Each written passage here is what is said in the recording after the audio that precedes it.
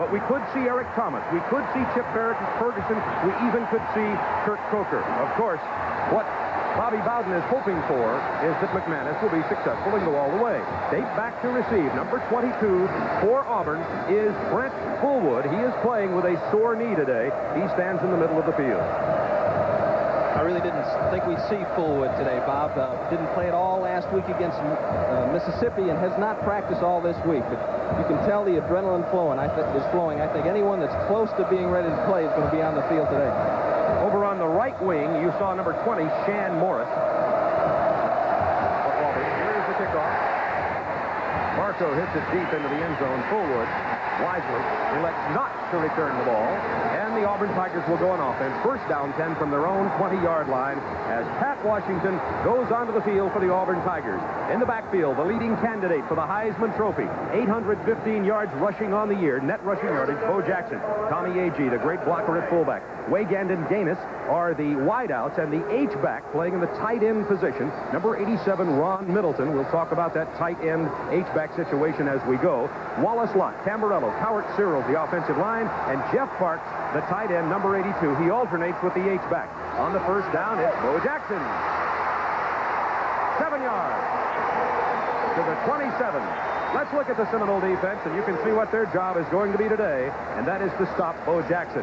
The down linemen, Williams, Stroud, and Nichols. Isaac Williams, perhaps the best athlete of that group. The linebackers are excellent. Fred Jones and McGowan, the heart and soul in the middle. Warren and Jacks on the outside. Warren starting in place of Darrell Gray today. In the backfield, Shiver and Newell make most of the tackles, and Mayhew and Eric Williams will start at the corners. We'll also see freshman Deion Sanders in.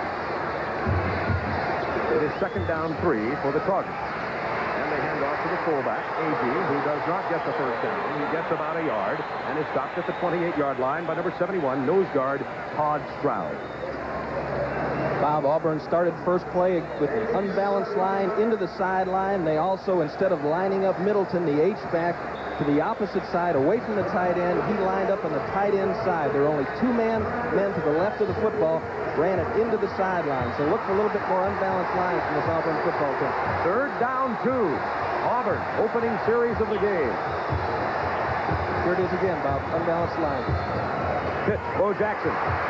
Gets the first down by about a yard, running off the left side behind Steve Wallace. He was tripped up by the left side quarterback, Martin Mayhew, number 32. Penalty marker on the field. Let's watch that line again. What's that line work? Agee leading the way.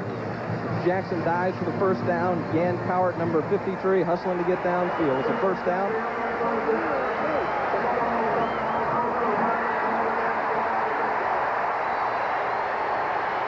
There's Bill Goss, the referee, who we understand is not wearing a microphone today, so we won't hear him, but that was a personal foul against Florida State, a very big penalty because it is tacked on 15 yards after the foul that is moved to the 48-yard line. Goodbye. Personal foul defense, 15 yards for first down. Well, there you go. He doesn't need a microphone. He's good, isn't he? What a voice, huh? He's doing that without a microphone. Nice work, Bill. Referee Bill Goss, who, as you can see, is, in fact, wearing a microphone, and now we have that settled. First down 10. Tigers from the 48-yard line of Auburn. Aided by the 15-yard personal foul penalty. Washington's first pass to short hopper. He's looking out for 14, Freddie Waygand. Pat Washington has an excellent arm, but he certainly didn't get that one underway very well. He goes 0 for 1. It'll be second down 10. It's the second first down situation they've had. They're now 50% on first down, 1 run, 1 pass. Waygand was open. He had Eric Williams turned. Washington just needs to deliver the ball on time. Second down 10 from the 48-yard line. Parks and Lemark Sellers in at the double tight end positions now. No H-back in the game on this play for Auburn. Out of the eye.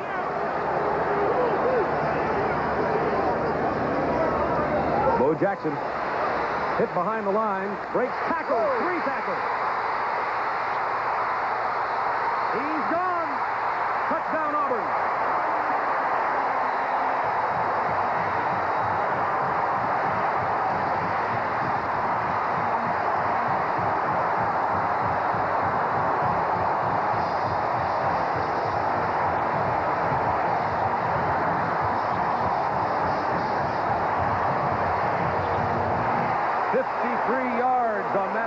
For Bo has 64 on the day. In for the point after, number 2, Chris Johnson. And with less than 2 minutes gone in the ball game, Auburn draws first blood. Point after's good. That was Bo Jackson's 35th career TD, tying him with Joe Cribbs for the best in Auburn history. We'll be back in just a moment. This is Turner Network Television. Scholarship cheerleader. Working while the defense is out there in the special teams.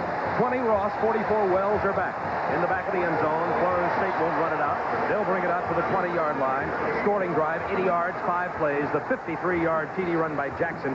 The obvious key play on the drive, aided by a 15-yard personal foul penalty on the prior play against 2 plays prior to that against Florida State. So here come the Seminoles now. They will be led by number 14, Danny McManus, a sophomore, who has played very well, but in the 2 games we've seen of Florida State has had a rough time physically. He is 6'1", 185. He's had 2 concussions this year. Tony Smith and Cletus Jones start in the backfield. 49 Smith, the tailback. 42 Jones, the fullback. First down 10 from the 20. Seminoles undefeated on the year. To reverse, Hassan Jones has it wide. No, he's going to throw.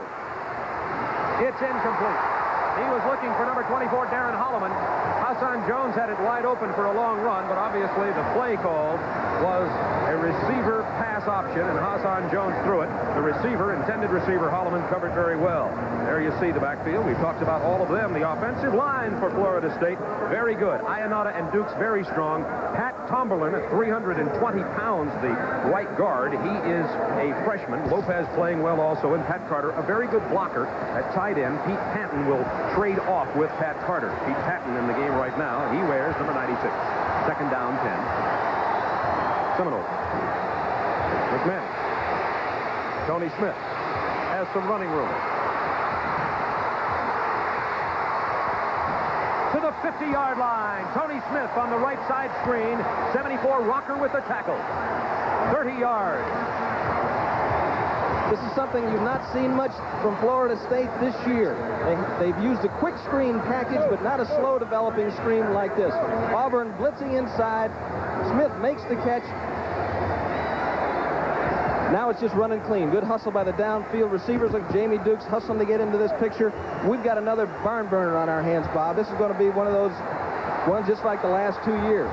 Last year, 42-41 Auburn was the score. There were 52 first downs and over 1,000 yards in offense. On the first down, McManus. It's complete for another first down to the 37-yard line. Pete Patton is tackled. And the Auburn defense is going to have to stop the passing game of Florida State. That was a 12-yard rush. 3 down linemen are Rocker, Hallman, and Williams. Robinson and Thomas, key men on the outside, particular Robinson. He's a good pass rusher. Powell and Johnson are the safeties. Porter and Warren, there are the linebackers, McCurdy and Corrin. And we understand that Edward Phillips will be playing a lot. Johnson and Powell are the safeties. And it is Tom Powell who is down on the field, the injured player for the Auburn Tigers. Number 9. Tommy Powell, you see Tommy lying on the ground there. They're looking at his thigh. He's tied for third in the nation with interceptions with 4, total of 4, and he's really the quarterback of that secondary. They were going to do a couple things a little bit differently in this game, and I think they need Tommy Powell playing in order to pull off any changes. See if we can see the play that resulted in his injury. There he is making the tackle on Panton, number 9.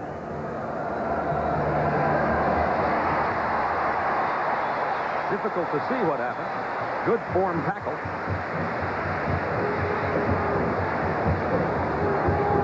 He looks like he's okay right now. Already there's been 100 yards of total offense in this game. So, it is first down. Florida State. Looks like Powell's okay. We'll keep a close eye on that young man as we go along. First down 10, Florida State at the 36-yard line of Auburn. Auburn has already scored on a 53-yard Bo Jackson run. Picked off number 41, Pat Thomas, the defensive right end, really an outside linebacker. Almost picked it off, a senior from Mobile, but almost didn't count. It'll be second down. Just a quick pass trying to suck the linebackers in. Almost an option type of play, Bob. I think probably the read is read the weak linebacker. If the weak linebacker is taking away that slant pattern, then go ahead and pitch it back to the tailback, who is right now flaring out to the right. Safety Hassan Jones was open on that play also. Powell, number 9, free safety, back in for Auburn. It is second down 10 Seminoles. Holloman in motion. McManus. Plenty of time. Look at the coverage. McManus thrown for a loss. Number 99 with a tackle, Nate Hill. That's his second tackle of the day. Loses about 2 yards on that play also. Check that. He gets a 2-yard gain on the play. There's the Tigers. As we've told you, they lead the league in total defense. Just an awesome performance last week against Mississippi. Mississippi had first downs, and their 2 first downs, their first 3 plays, and after that, it was minus yardage. Third down 8 from the 34-yard line. Tony Smith, first down to the 19-yard line. Tom Powell with the tackle. Gain of 16 yards by Tony Smith, the Florida State tailback. There's one of your great game coaches, Bobby Bowden. I think he would probably enjoy coaching without a game plan sometimes. And he'll call a lot of things on the run. He works a lot from feel, and if he thinks it's time for something, he'll throw it in there. He'll interrupt the play flow of Wayne McDuffie, the offensive coordinator, and pump in something that he might like at that particular time. Seminoles knocking on the door, trailing 7-0, 11:06 to go, quarter number 1. McManus. Holloman. Nice cut. And he drives to the 9-yard line. Close to a first down. As you watch this Holloman catch, remember, he is so little. He's 5'7". They tell the officials, don't call him down until you see his knee. He runs with 3 legs, meaning one more arm. Often today, you'll see him in possession of the football go down just like he did there and regain his balance. He has got the quickest feet that I've seen all year long, and he'd really be difficult to cover in a one-on-one situation this close in. Florida State Seminoles with a second down 1 at the 9-yard line. It's actually about a foot to go. And I think there's a confusion about the substitutions here. A couple of men came in, a couple went out. They looked confused on the sideline. McManus checked it over, intelligently called a timeout, goes to the sideline. We'll be back in a moment to Jordan-Hare Stadium. 10:20 to go, quarter number 1. Auburn leads 7-0. They even outgained Auburn. Here they have driven from their 20 to the 9-yard line of Auburn. It is second down 1. Double tight ends are Carter and White.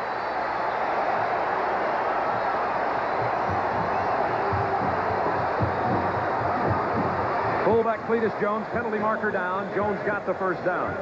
Flag on the play. Gerald Williams, 98, with the tackle for Auburn.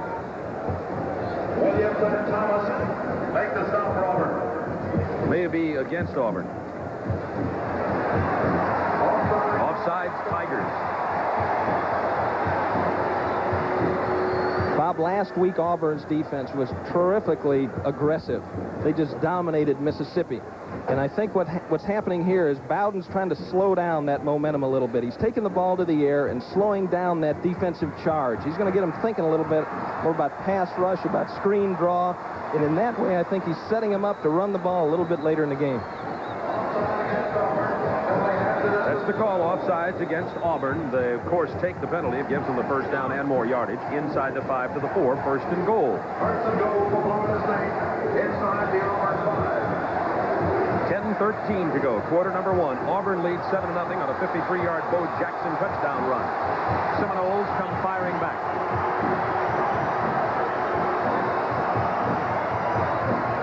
Tony Smith, reverse, Holloman. Has it wide open. Touchdown, Florida State.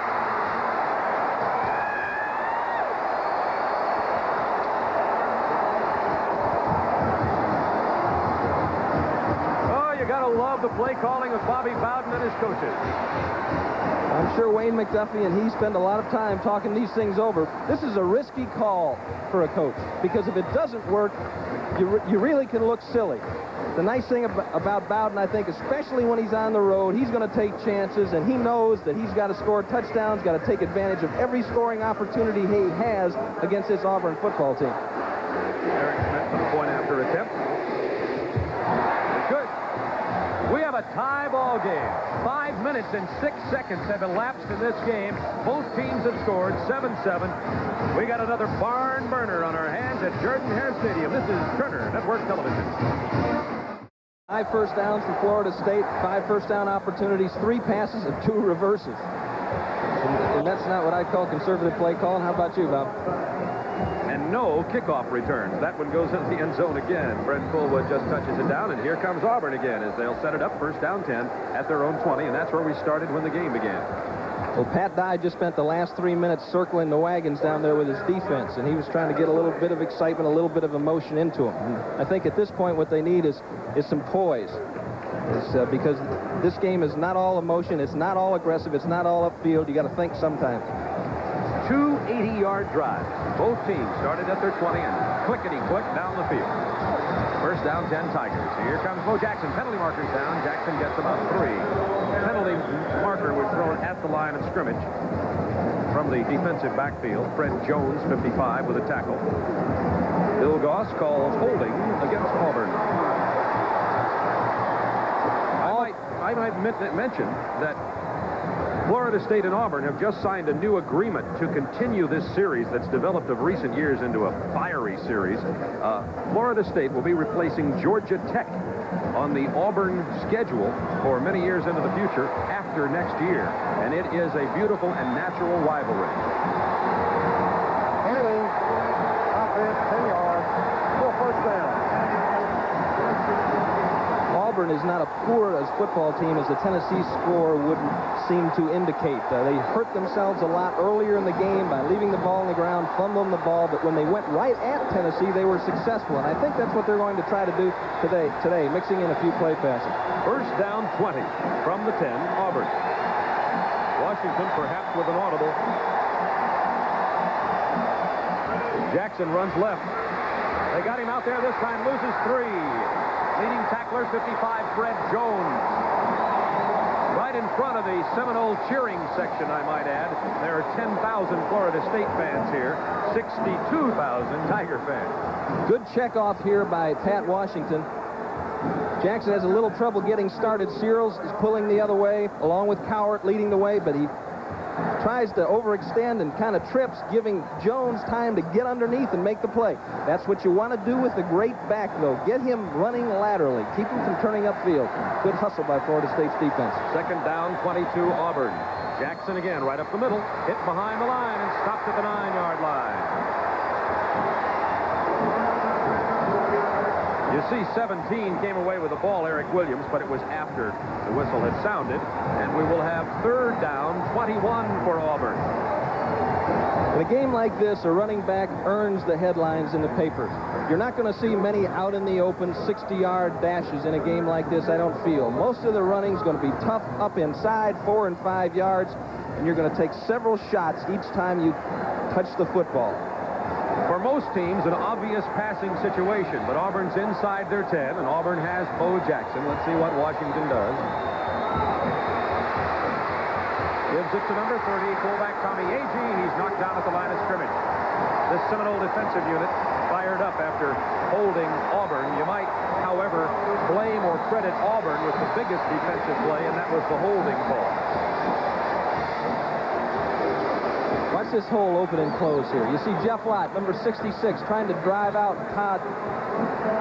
Stroud can't do it. Tries to pop back to the outside, and careful, Stanley, Shriver. You get called for spearing in that situation. Seminoles will go after the punt. Lewis Colbert's one of the best in the country at punting, however. Here they come. He gets it away. Deion Sanders back to take the punt, but it goes out of bounds. Up near midfield. It was a beautiful punt off the foot of Lewis Colbert. 43 yards out of his end zone under intense pressure. Colbert averaging 48.2 yards per punt coming into this game, but did not punt at all last week, and thus may not be listed among the nation's leaders as he's had only 16 so far this year. So Florida State gets it at their own 48 with excellent field position, tied 7-7, 7:14 to go, quarter number 1. Auburn is nicked up front. Hill and Hallman all have little nagging problems that are limiting their mobility.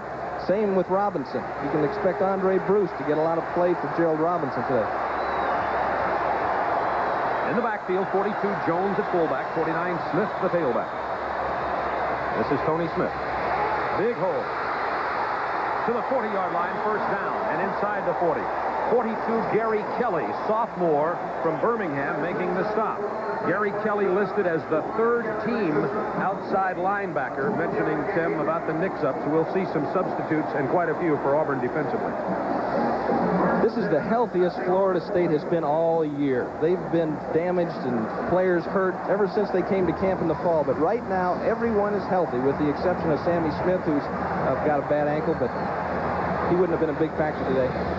Tony Smith, right side. Hit behind the line. Excellent tackle. Number 94, Harold Hallman, right up the middle. Excellent penetration. That's the way you stop the good backs, and that's pick them off with penetration while they're going east and west and before north and south.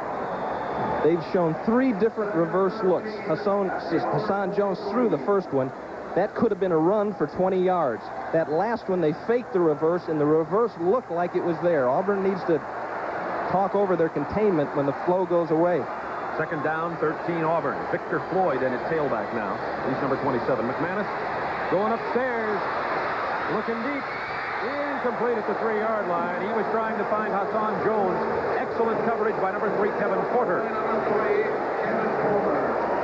Hassan Jones, a preseason All-American candidate, was injured in the first game against Tulane, missed a couple, is still playing off a shoulder injury. A little fake toss, just trying to get that cornerback to take a few steps to the inside, but Porter is really playing disciplined football back at his cornerback position. They didn't fake him out on the reverse pass, and he stuck right with Hassan Jones there. He knows his job is to shut off number 88, and he's got his hands full. Third down, 13 Seminoles. Number 20, Keith Ross, just into the game. He's a freshman. First down. What a run by Keith Ross after catching the right side screen. Ross, a youngster from Newberry, Florida, a pure freshman. 14 yards on the play. He took a lot of punishment after the reception. Fine run here by Keith Ross. 3rd and 13, you're almost looking for a draw or screen. They come with the screen. Auburn hustling to try to get into the flow of the play, but lineman out front did a nice job. And then watch Ross struggle. He did not make it. And he wouldn't have made it if he hadn't struggled past that 3rd hit. At the 29-yard line of Auburn. Hand off to the fullback, Cletus Jones, inside the 25 to the 24-yard line. And you're going to see the results of a great recruiting year for Florida State today with Victor Floyd and Keith Ross and so many of the freshmen. When Florida went on probation, Florida State got a lot of the good Florida athletes. And Auburn and Florida State had perhaps 2 of the best 5 recruiting years in the nation last year. Pat Dye on the sideline, obviously concerned about Florida State's ability to move the ball on his defense early in the game. Second down, 6. Exactly at the 25-yard line of Auburn. Tie game, 7-7. Closing moments, first quarter. It's complete to Darren Holloman for a first down inside the 20 at the 18-yard line. And Danny McManus rifled that little short out pattern for the first down. He's a tough little fellow to hook up with man-to-man. I mean, his feet are moving all the time like he was standing in an ant pile. He's just always hustling, and he's difficult. He's got such great quickness to cover man-to-man. What they have to do is they have to get him some help out there, at least the perception of some help, Bob. Line a linebacker out there and then bring him back in. First and 10, Seminoles at the 17. Here's Tony Smith. Nothing going. Stopped at the line of scrimmage.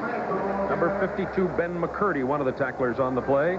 Initial tackle made by number 98, Gerald Williams, and he's perhaps the best athlete on the defensive line. Let's watch the senior from Valley, Alabama.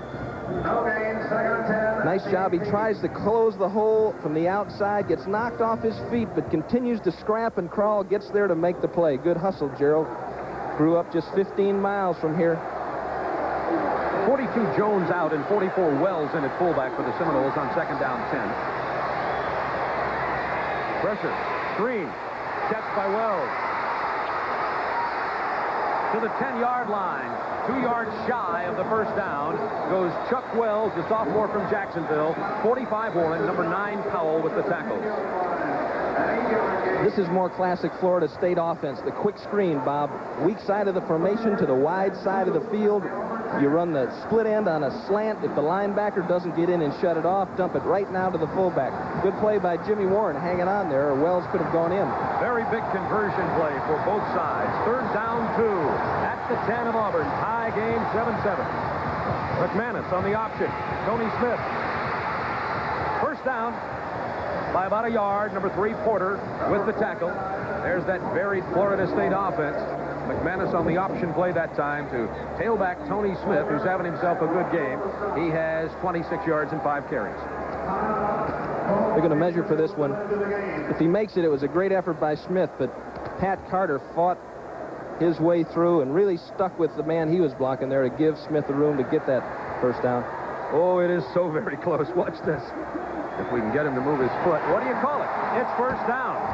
Oh. A game of inches? Centimeters in this case. Now there's the Florida State Seminole mascot you just saw. A lot of people think that's our director, Chuck Fouts, but it is the Seminole mascot. Yeah.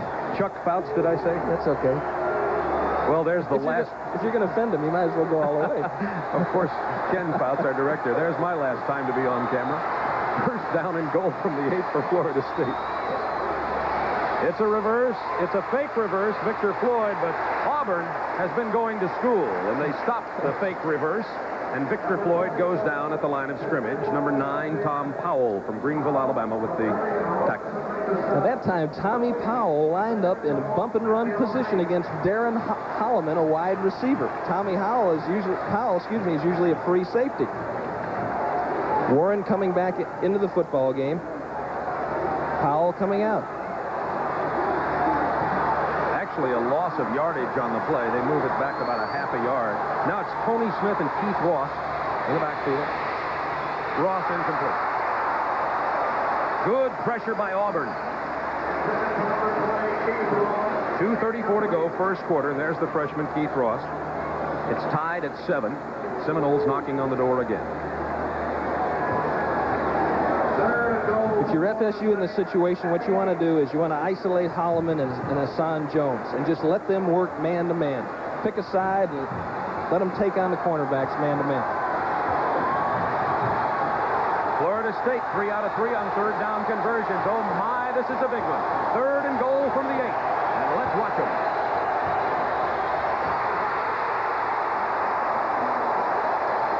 McManus with a bobbled snap from center Dave Flinker. You know what they had on, Bob? Quick screen to the flanker. Watch those linemen scooting out of your picture right away. See them going? It's a quick screen to the flanker. Jones was backing up. They were going to try to pop him out there and let him sift his way through the defenders, but got to get the ball from the center first. One of the best kickers in the country, number 18, sophomore Derek Schmidt. Kurt Coker holds. 28-yard attempt. Is no good. It is no good. The game remains tied. We'll be back to Jordan Hare right after this.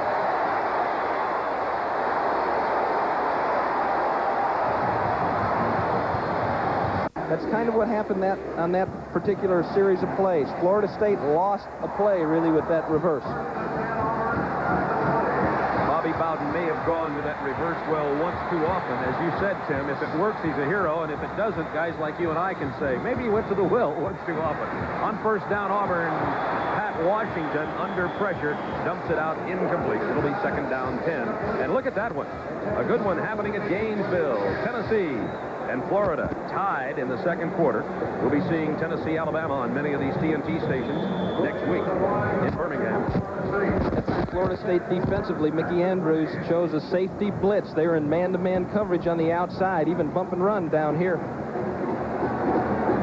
Look at that, 8 first downs for Florida State, but now this is only the second time Auburn's had a chance to really run at it, the third time, so those stats will definitely go up on a 2nd and 10. Now Bo Jackson hit at the line of scrimmage. Bo Jackson, on his third run from the line of scrimmage, ripped off 53 yards for a touchdown. Since then has been bottled up. Let's go to Atlanta for a college football update from our studios. Thank you, Bob. It was North Carolina State 10-0 over Pittsburgh when John Conjimmy throws the option pitch to Charles Gladman. He sweeps left for the score. The point after was good. Pittsburgh narrows it to North Carolina State 10, Pittsburgh 7. Back to you, Bob. By the way, Alec Hawkins, Don Shula was talking to Tim Foley last week and had a compliment, did he not? Right, he said that he couldn't believe how distinguished you look, Hawk. Alec, a former player of Don Shula's in Baltimore, at Washington. It's picked off. Number 17, Eric Williams. Touchdown, Florida State.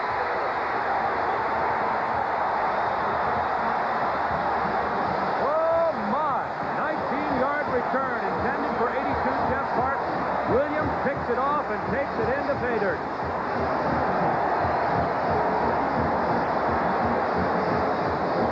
His second interception of the year. Auburn's turnover problems continue to plague them. They are last in the league in turnovers.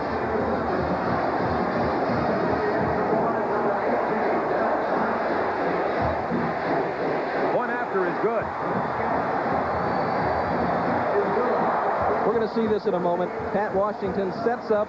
Primary receiver was covered, went to a secondary receiver now. You can see it. Good pass rush by Shavers. Work around the outside. Nichols up the middle. And here comes the ball.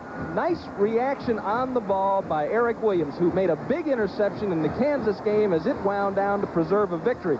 Williams comes up with another big play for the defense, and FSU extends its lead. Sophomore Eric Williams from Safety Harbor, Florida. He is certainly not a safe harbor for opposing quarterbacks. That's rough water out there. Pat Dye wondering what he can do about the turnovers. Plenty of time in the football game. 14-7, and traditionally in this game, we'll hold up for a couple of minutes, maybe. A 30-point lead might be safe in this game, but last year Auburn had a 16-point lead and saw it melt away before they held on for the 42-41 tie, 42-41 victory. 1:09 to go, quarter number one. That's the, I'm just adding these up, Tim Foley. That is the 10th interception on the year in only 4 games and 1 quarter thrown by the 3 Auburn quarterbacks. It's amazing when we first talked to Mickey Andrews and Bobby Bowden about their defense. When you mentioned the secondary, they broke out in hives. They were so nervous because they didn't have anybody that ever played there before. And Martin Mayhew has really come on. Deion Sanders, a strong backup. And, of course, Eric Williams played last year, has played well. Fullwood's going to return this one, number 22, on the right side.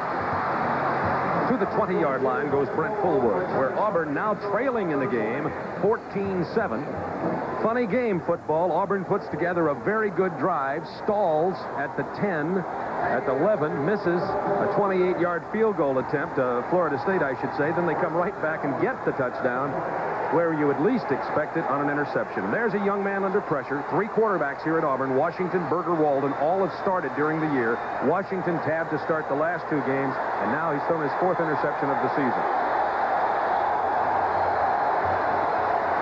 I wouldn't say that was his fault, though, Bob. That was an excellent play by Eric Williams. Penalty marker on the field. Confusion in the Auburn offense. It seems as though Reggie Ware was going to replace Tommy Agee on that series, and he wasn't in the football game. He only had 10 men on the field. Florida State almost had a problem with that previously and called timeout. McManus called timeout at this spot, but Washington didn't know. Bo Jackson says, "Wait, give me some help back here." That's unfortunate. It's only 14-7. There's been a lot happening here, though, in the first quarter, and you could feel a lot farther behind than 14-7. The idea here now is to just relax. We moved the ball, and the first time we had it, we moved the ball right down the field and scored. Let's just go back to our game plan, folks. No big deal. Our defense will get their act together. They'll be able to shut down Florida State. Let's score some points. You see Pat Washington talking to the coaches on the sideline. He is 0 for 3 today. Bo Jackson just moved up in the Auburn career rushing stats.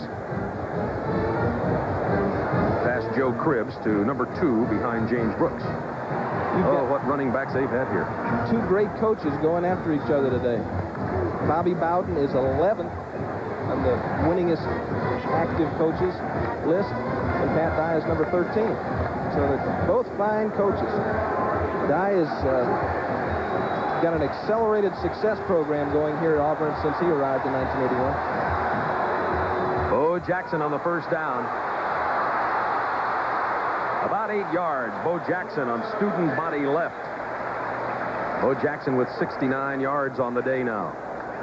It was McGowan and Nichols. 38 McGowan, the real star linebacker for Florida State, and he'll be looking after number 34 all day long. Nice play by Alfonso Williams. He strung the play out, permitted Jackson from turning it upfield. And the corner is what you've got to protect with a guy like Jackson. If he gets there and turns up, now you've got big, big trouble. They're giving Jackson 7 yards on the previous play. It'll be 2nd down 3 with 23 seconds to go the first quarter. Hand off to the fullback. And number 36, Reggie Ware, gets the first down to the 31. They stop the clock there with 16 seconds to go in quarter number 1.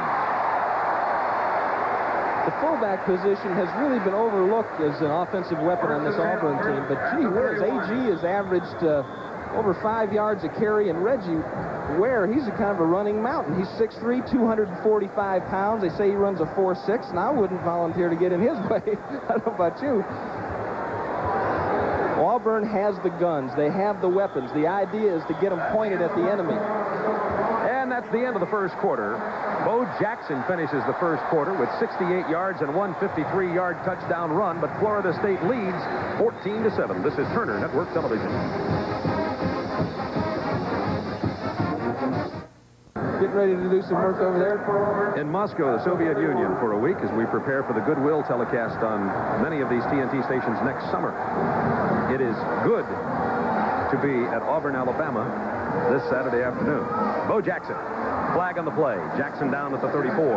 First play of the second quarter. Florida State leading 14-7. This is Bob Neal with Tim Foley. As you look at our first quarter statistics, and it's been mostly FSU after that first drive by Auburn with the 53-yard run by Jackson. And Tim, if you take away the Jackson run, penalties offside Seminoles, take away the Jackson run for the touchdown, and FSU has really stuffed Auburn thus far. They've done a nice job, but the next, Auburn hasn't had the ball that much, really. The next series, they started off with a holding penalty, which put them in the hole. They were deep in their own territory. They couldn't try anything fancy. The idea is just punt it and hold FSU. Defense lined up offside, 5 yards, still first down. You heard the explanation there. Excuse me, referee Bill Goss. During the game, we're going to show you this Auburn unbalanced line. That time they lined up in it again. Again, both tight ends to the wide side of the field, and Cyril's was the last man on the line of scrimmage. First down 5 from the 36-yard line of Auburn, trailing 14-7. Jackson to the 39-yard line, a couple of yards short of the first down. Jesse Solomon, number 57, from the linebacker position, a senior from Madison, Florida, with the stop for the Seminoles. And I think that's what Jack Crow would like to do on every play. Just run Jackson up in there, run Ware up in there, and AG up in there, and Fullwood and Stewart, and they've got a lot of horses in their stable, and just control the football. You keep Florida State's offense off the field. 8 carries in this game for Bo Jackson. They wondered how many times he could carry out of the eye. He said as many times as you want. 50 a game, fine. Had 108 coming into the game. There he was hit by 57 again. Jesse Solomon still struggled forward, but he's going to not get much of a gain on the play, if any. They spotted inside the 40. It will be 3rd down and about 1 for Auburn. What's that line strike out there? You see Terry Warren. He's getting his second start. Started against Kansas last week. And Jesse Solomon penetrating through the gap, making contact beyond the line of scrimmage. He's a senior from Madison, Florida. 240-pound linebacker. He's a load. Now it's A.G. Ware and Jackson. 3rd down 1. This is power football. Jackson stopped. He dived forward. They put the ball just inches outside the 40-yard line, but it will be shy of the first down. And 57, Jesse Solomon with 3 tackles in a row. They put that 240-pound man mountain in there and said, look up number 34. I think that you can afford to be a lot more aggressive on defense when you've got corners like Mayhew and Williams and Sanders. They're good man-to-man coverage people. They don't need that undercover help from a linebacker like some other corners do, and that lets Mickey Andrews turn his team loose a little bit more. Auburn's going to go for it. 4th down, 1 yard. Penalty markers everywhere. Confusion at the line of scrimmage. We saw this before. It was merely a shift by Auburn, just a ploy to try to draw Florida State offside. And it worked.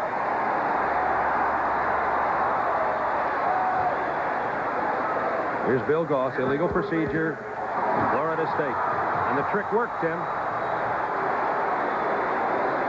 But the quarterback probably, he gets under there and he just says, hut, and instead of running a play, they shift.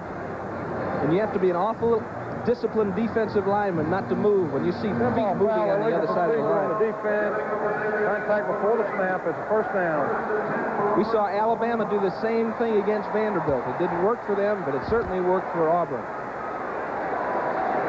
It may have appeared as though they were in motion. They were simply shifting to another set.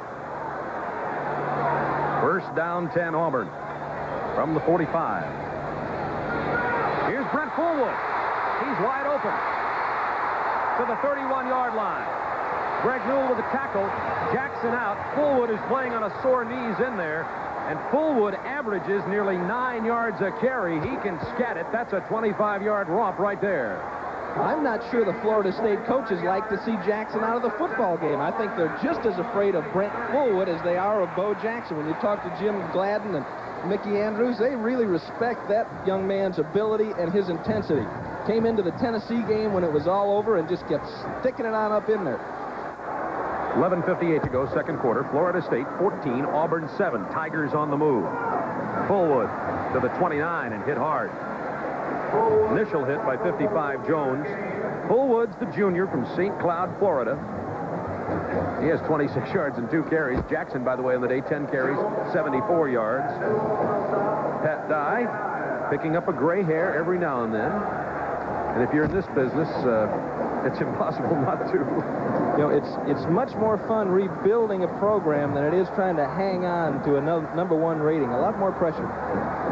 Second down, 9, Auburn at the 29 of Florida State. Here's Fullwood, tripped up. Still gets about 5 or 6. But it was 57 Solomon who went over to trip him up way back there at the line of scrimmage. Solomon limping off the field, by the way, on the far sideline. The substitute who had come in and played so well. He's going to go over and talk to young Don Balls, trainer of 29 years at Florida State. They say Solomon has the most ability of all the inside linebacking candidates. That's ahead of McGowan, ahead of Jones, but he just never moved forward. He had some academic problems he had to work on. Just now getting into playing shape. Third down for Auburn. The fullback Ware. Oh, he's a truckload, close to the first down at the 20. Takes his 240 pounds forward. It's a game for men in the trenches today, Tim. It really is, Bob. You get Tamburello and Lott blowing out on you along with Ian Cowart, and you give the ball to a guy that weighs almost 250 pounds, he's going to gain some yardage. You look at Solomon, that's a re-injury of a previous knee injury. He runs a 4.6 40, can vertical jump 33 inches. I mean, he has all kinds of athletic ability, and they need that young man in there. He had just been coming back from the academic and from the knee. You saw the measurement. It'll be 4th down and inches for Auburn. And they're going to go for it. They went for it earlier on this drive and made it. Thanks to a quick snap count, Florida State jumping offside. They'll be watching for that this time, but can they stop A.G., Ware, or Jackson? Jackson dives for the first down to the 19. Martin Mayhew, 32, with the credit for the tackle. How would you like to be in the middle of that? And Tim Foley, when you were the Dolphins, you saw this some from your backfield position. Exactly. Defensive line for Florida State does a nice job. Auburn gets a little movement, however, it's hard to stop an athlete like that. He left the ground 1.5 yards behind the line of scrimmage, and before he was coming down, he was well beyond the first down marker. Look at that. Freddie Jones, penetration beyond the line of scrimmage. If he could just have held on, he might have had a chance to stop him, but it looked like Jackson already had the first down. Auburn has rushed for 116 yards, has passed for none today. Jackson driving for about 3 tough ones on the right side, close to the 15. Pat Washington is 0 for 3 with 1 interception passing, but you don't have to pass a lot when you can run like Auburn does. So you'll be accused of having a boring offense if you continue in this fashion, but it's consistent, it's powerful, and it can't hurt you. You won't shoot yourself in the foot. You'll end up scoring points, and it may not be as many as you'd like to score, but it's going to be enough to win the game usually, and it will keep your defense off the field. Florida State 14, Auburn 7, 9:16 to go, quarter number 1. Tigers on the drive. Jackson, 53 of those 79 came in 1 touchdown run. Jackson again, hit behind the line. Knifing in, Alfonso Williams, number 26, another one of the freshmen on the Florida State football team. Blitzing from his safety position, Bob. When they run that play, they run him, he gets penetration and then straight down the line of scrimmage. Someone else has containment. His job is to disrupt the timing of the play. Don't let the blocking develop. And that time he made the tackle. We saw Alfonso Williams play very well in our Florida State-Memphis State telecast previously. Florida State 4-0, Auburn 3-1. Seminoles ranked 4th, Auburn ranked 12th. Seminoles lead 14-7. Third down 5 at the 14. Option play, Washington. Good speed. To the 4-yard line. First down, Auburn. 10-yard run by Pat Washington, 6'1", 200 pounds.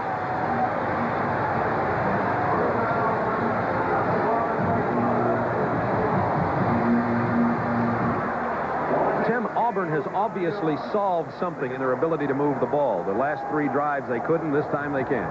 Well, they're just running the football. They haven't had any penalties on this drive. They've just played mistake-free football, knocking off 4 and 5 yards at a crack. Fullwood, A.G. Ware in the backfield. Fullwood. Denied the goal line. Martin Mayhew gets credit for the tackle. In talking to Jack Crow, the offensive coordinator, he really felt that the personality of this team was more like that of a lineman. Just go right after people. None of the fancy schmancy stuff. Just let us take the ball to them. And that's what they're doing right now. And they've got a nice scheme going up front. Dye and Crow and the coaches have designed a nice scheme up front of blocking that gets them overloaded and sometimes out-manning Florida State's defense. Oh, it's going to be good on the line of scrimmage this time. On the goal line, Reggie Ware. Behind Tamburello and Lott. Reggie Ware's second touchdown of the year.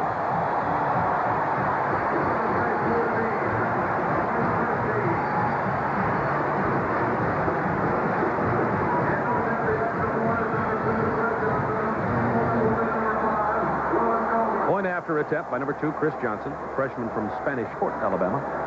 Auburn continued to search for a stalwart kicker. Johnson very good on the point after touchdowns, and we have a tie game. It's Auburn 14, Florida State 14. 8 minutes, 11 seconds to go in the first half from Jordan-Hare Stadium. 85 degrees, partly cloudy. We'll be right back. With his 1-yard drive. We might add, in addition to the 25-yard run by Fullwood, there was a good quarterback keeper by Pat Washington and 2 fourth-down conversions. And hello to Eric Thomas, number 1. This is the first time behind quarterback for Thomas all year. He has been injured. He was the starter. McManus and Coker had moved ahead. And now we're going to see a little bit different look, probably, to the Florida State offense. And Tim will talk about it in a moment. First and 10 from the 20. Tied at 14. That's not too different. Nothing going on that one. Tony Smith tackled at the line of scrimmage by Gerald Williams. And what does this man, Eric Thomas, bring to this game, the senior? I think what Bobby, you ever get a feeling about a player, Bob, or about a team? Bobby Bowden likes this young man as a leader. He started 8 games. They've won 7 times, the 7 of the 8 times that he's been underneath the center. And I think why he's interjecting him at this point is that he wants to get him some playing time this year. He doesn't want to use him for the first time with 3 minutes left to go in the 4th quarter. Second down 10. Eric Thomas in place of Danny McManus. Play fake, pumps, upstairs. Going to Philip Bryant, the deep threat. He catches it, and what an outstanding reception. Kevin Porter, number 3, covering. There's a little bumping, no flag. Philip Bryant, a freshman from Bainbridge, Georgia, with a reception from Thomas. They said Thomas couldn't throw long because of the injury. Well, I think whoever said that was wrong. Pumps to the right side, and again, Kevin Porter all day long in good shape. He's in perfect position.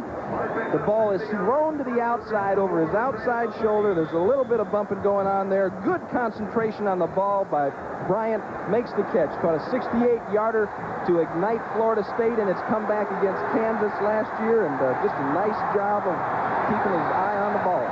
Tied 14-all, 7:08 to go. Second quarter, Thomas down the middle. Incomplete, intended for Holloman. Oh, he was stuck hard at the 25-yard line by 46, Edward Phillips, 240-pound linebacker. You know, Florida State came in with 57 Solomon at 240 at linebacker. Auburn counters with Eddie Phillips. And Eddie Phillips has made a lot of progress. Hadn't really seen much playing time until last week against Mississippi, and they just really like him. He's come on and really taken Ray Corrin's place as a starting linebacker. Thomas 1 out of 2 throwing the ball now. McManus went out 6 out of 9 for 82 yards. This is second down 10. Seminoles at the 30 of Auburn. Right up the middle, Cletus Jones to the 26-yard line. Russ Carricker, number 47, with a stop for Auburn. 4 yards. What a game we've got here, Tim. And you'll notice that Pat Thomas, remember we talked about getting those linebackers to line up a little bit wider, so at least it gave the perception of giving the cornerback some help on defense for Auburn, so that one-on-one situation wasn't so exposed. Thomas is lining up a little bit wider now and is in a position to help both Warren and Porter. 3rd and 6, Wells, Smith, and Bryant in the ball game from the 26-yard line. Eric Thomas hands off to Wells to the 25, nothing going. Andre Bruce, number 93, with a stop for Auburn and the Auburn defense. After a 61-yard pass completion from Eric Thomas to Philip Bryant, has really closed the door on the Seminoles, and now we're going to have a field goal attempt here by Derek Schmidt. They will put the ball down at the 32. That means it is a 42-yard field goal attempt. Schmidt missed a 28-yarder earlier on the season. Coming into the game, he was 7 of 9. Bad snap. It's up. It's good. There's a penalty marker down.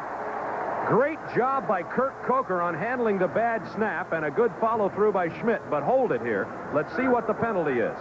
It was 4th down 5. It looks like a long 5. I don't think it would have given them the first down anyway. It appeared to be offsides. We'll just hold here and check into their official, Bill Goss. Defense lined up offside. Field goal was good. The penalty will be assessed on the kickoff. Here's a great job by Kirk Coker on a fumbled snap. Snap comes in low, keeps his composure, gets the ball down there. The kicker doesn't let it bother him, and he swings on through it. Beautiful job. 5:48 to go, first half. Florida State 17, Auburn 14. This is Turner Network Television. Here's a good picture from our TBS Sports camera. You're the receiver. This view from the end zone. See if you can catch this one. No, you couldn't because it drove you out of the end zone, but a nice job handling the ball, folks. You and Brent Fullwood did a nice job on that. There's the scoring drive, 45 yards, 6 plays. The key was the long pass, the big play, the 50-yarder from Thomas to Bryant. 2 minutes, 23 seconds. The yardage isn't exactly correct on that, I don't think, because we had at least a 50-yard pass play in there. But nevertheless, you get the idea. They got a field goal out of it and lead 17-14.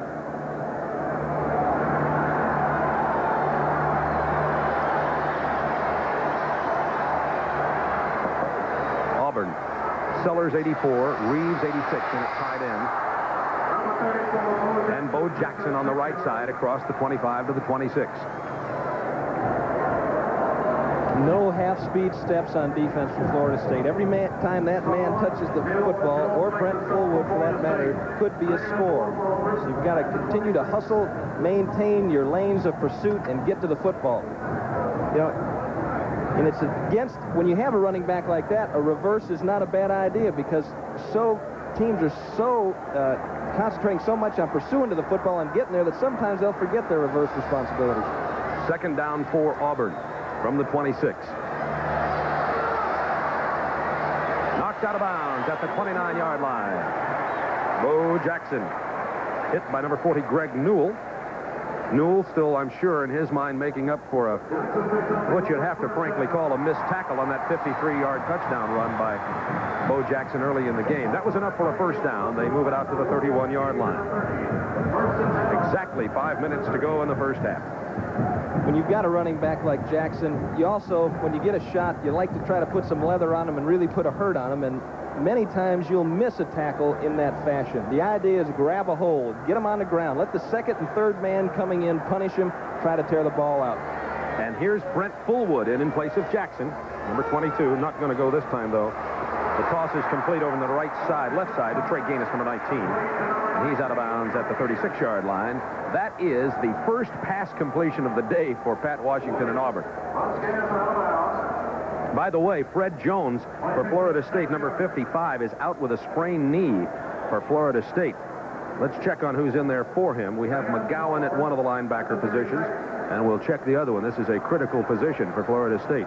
Looks like number 46, Felton Hayes, a freshman. And that's correct. Hayes and McGowan, the linebackers. Second down for Auburn.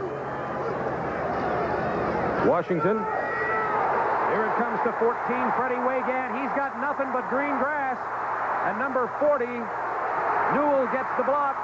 Deion Sanders finally chases him down at the 10. Freddie Waygan, the sophomore from Gadsden, Alabama. And Pat Dye pulls a little Bobby Bowden on Bobby Bowden's Seminoles.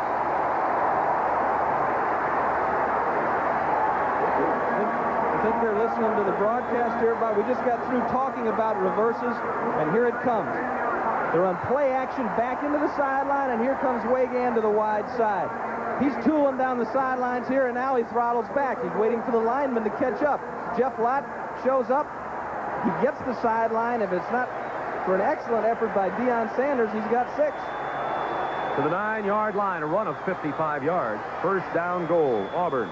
Bo Jackson avoids one tackle. Look at his change of direction to the 5. Folks, you are watching the leading Heisman Trophy candidate in Bo Jackson, and he's up close to 100 yards on the day, and we're not at halftime yet. He has 4 200-yarders on the year. Those are moves that you see only the great ones make, even though it was just a 5-yard run. Second down goal from the 5. You have to be able to get some quick yardage on offense. You have to have some big play potential. I don't think they feel comfortable throwing the ball down on their side of the field, so they go to an alternative, a reverse. A.G. Ware, Fullwood in the backfield. Fullwood hit hard. Fred Jones, 55, is back in despite his sore knee. A good job by Stanley Shiver, again, on the safety blitz, slicing to the inside, turning that running back to the outside. So it's a big play for Auburn here. After the 55-yard end around by Freddie Waygan, Seminole defense has stiffened, allowed 5 yards to Jackson. Nothing on that play. It is third down goal from the 5 for Auburn. 17-14 Seminoles. Last time down here, they came with the option. If they throw the ball, it's going to be crossing pattern to one of the tight ends. You got the linebacker's view. They don't throw the ball. Fullwood hit for a loss of 2. Felton Hayes, number 46, the weak side linebacker, made the play, and in comes the kicking team. Number 8, Chris Knapp, will come in to attempt the field goal for Auburn. This is frankly a problem area for Auburn. This should be a chip shot. They'll spot it at about the 24, so it's a 34-yard attempt. But remember, Derek Schmidt missed a 28-yarder earlier for FSU. Knapp is 2 out of 2 kicking. They've been short ones. This one's good. We have a tie game, 17-17. 2:35 to go in the half. Hold everything. Penalty marker on the play. It's offside Seminoles. It'll be declined. Field goal count, 17-17. We'll be right back.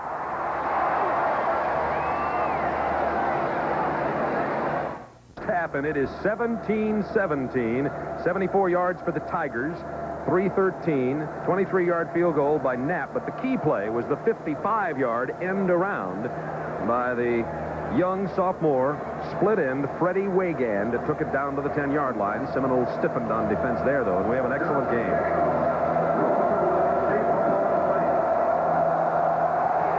Ross and 44 Wells are back deep for the Seminoles. It will not matter, though, as the ball is hit out of the end zone. Good job of kickoff kicking by Chris Johnson, another freshman kicker for Auburn. So the Seminoles bring it out to their 20, first down 10, with 2:35 to go in the half. And the way we've been going, that's plenty of time for both teams to have 80-yard drives. Right, yeah. Could be 30-0 by the time the half's over. I'd like to say hi to Chris Carrick. He's watching from Charleston, South Carolina, from the hospital there, and had a freak accident that lost some fingers on his left hand, but he's got a great spirit. He'll come back strong. First down 10 Seminoles. Eric Thomas at the quarterback position. We're tied at 17. Here's Tony Smith. Gets a couple of blocks. Look at the pursuit. Now that's great play both ways. Excellent defensive coverage by Auburn and some intelligent running and block usage by 49 Tony Smith for only a 3-yard gain. The type of defense that Auburn is playing is more susceptible to being attacked during through the air, as you see Tony Smith limping off the field. Freshman 27 Victor Floyd in there in place of Smith. We'll check on Smith's ankle. See how that is. Looked like an ankle. Second down 7 Seminoles. 96 Panton tight end switches over here to the near side. Pitch to Floyd, the freshman. Cuts against the grain. Nice move. To the 38-yard line. Oh, these teams are so loaded with talents on both sides of the ball. Victor Floyd, the freshman from Pensacola. Look at this move here now. He takes it back. He beats Gerald Williams. Now takes it upfield, and he ducked inside a couple other folks. Tommy Powell back there. Arthur Johnson comes over to clean up on him as Porter arrives. They spotted just outside the 37-yard line. First down 10 Seminoles. 1:31 to go. First half tied at 17. I'm continually amazed with the ability and poise of some of these freshmen that we're seeing, Bob. Here's Victor Floyd again. Hitting the backfield this time. Nothing going. Down at the 33. Excellent penetration by 94 Harold Hallman. You also see 46 Eddie Phillips, who had made some penetration, but it was the nose guard who made the play that time. Loss of 5 on the play. He had a career last year against FSU in that 42-41 game. Bobby Bowden talking to Wayne McDuffie upstairs. He wants a timeout. Clock ticking, 50 seconds. He can't seem to get the attention of his quarterback, however. He got the attention of one of the receivers on the far side. Anybody can call a timeout, by the way, and are requested from the official. And Florida State gets the timeout, but they lose about 14 seconds before Bowden can get the timeout called. It'll be 2nd and 15 from the 33 when we return. This is Turner Network Television. 15 Seminoles from their own 33. 45 seconds to go in the second quarter. Auburn has 2 timeouts remaining. Florida State only 1. We are tied at 17. 45 seconds. Let's see. Florida State can probably get underway 15 to 20 plays in 45 seconds the way they've been playing today. And Auburn can come back and start a drive. Let's see what happens. They split Hassan Jones and Darren Hulleman wide to the left side. Split their backs in the backfield. They're Wells and Floyd. Eric Thomas under pressure. Incomplete. Attempted for Chuck Wells, but Wells intelligently dropped that forward pass. He'd have been thrown for about a 5-yard loss had he caught it. Excellent quarterback pressure from Gerald Robinson, who frankly has not been playing a great deal in this game, but he is really the best quarterback pressure player on the part of the Auburn team, and he showed you why right then against a very mobile Eric Thomas. So now we're down to 3rd down 15, 37 seconds remaining in the half. Auburn may have an opportunity to have this ball again unless Florida State can convert 15 or more yards on this play. Auburn's got a special defense that they sometimes use in passing in possession situations like this, but they don't seem to be lined up in it. Watch down the middle, about 15 to 20 yards deep. Robinson, it is complete to Hassan Jones. To the 42-yard line, first down, 28 seconds remaining, and the clock stops. Excellent pressure, but Thomas stepped up there and avoided the pressure from Robinson and completed it to Hassan Jones. This area was open on the play before, and Hassan Jones finds the open area as Thomas avoids the sack from Robinson. Robinson just not mobile enough. His ankle is bothering him, and he just can't generate the mobility to make the play. See, he can't make the turn to grab Thomas. Look at that. What an effort. But there was such a wide open gap down the middle at 20 yards deep. Jones had time to run to the football. And that's why Bobby Bowden likes that young man right there. Just, you know, the guts to stand in there and let that one go. I'd have been digging for grass. Eric Thomas had injured his shoulder, had been really out of the quarterback position and picture for Florida State. It was McManus, Coker, Chip Ferguson, a freshman.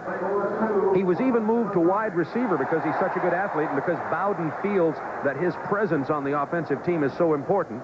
Thomas starts healing slower and then more fast, then has a good week of practice or two, and Bobby Bowden said, frankly, he didn't know exactly what to do at quarterback coming into this game, decided to start with McManus, but said, don't be surprised if you see us with Eric Thomas, and he has come in here and played well in relief. Next week, we're very happy to report that we will have the Tennessee-Alabama telecast at 12:30 Eastern Time from Birmingham.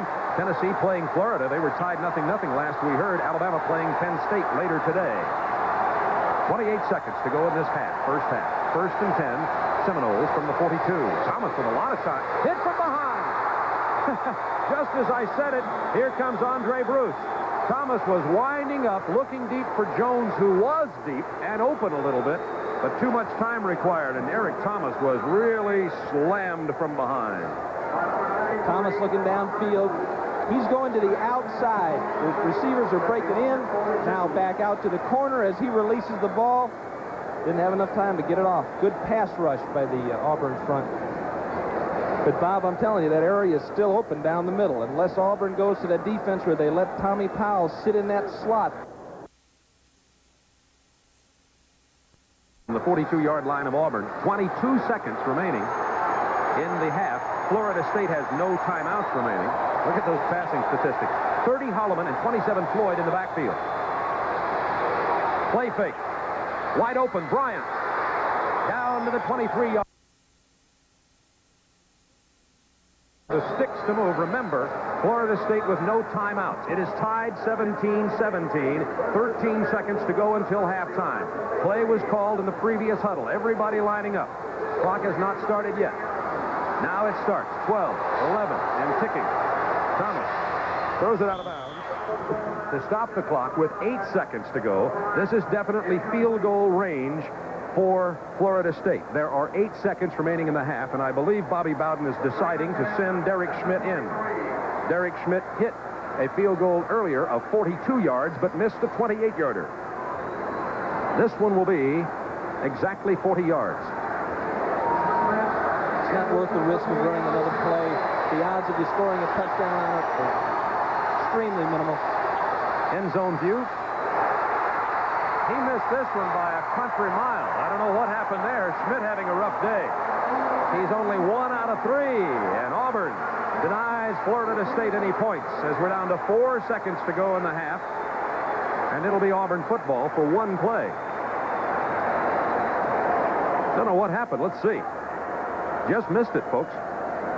He looks out of kilter on that play. Not well balanced on the kick and the follow-through. It looks like his head's coming up a little quickly. I mean, he knows both the ones he missed. He knew as soon as it left his foot, and that's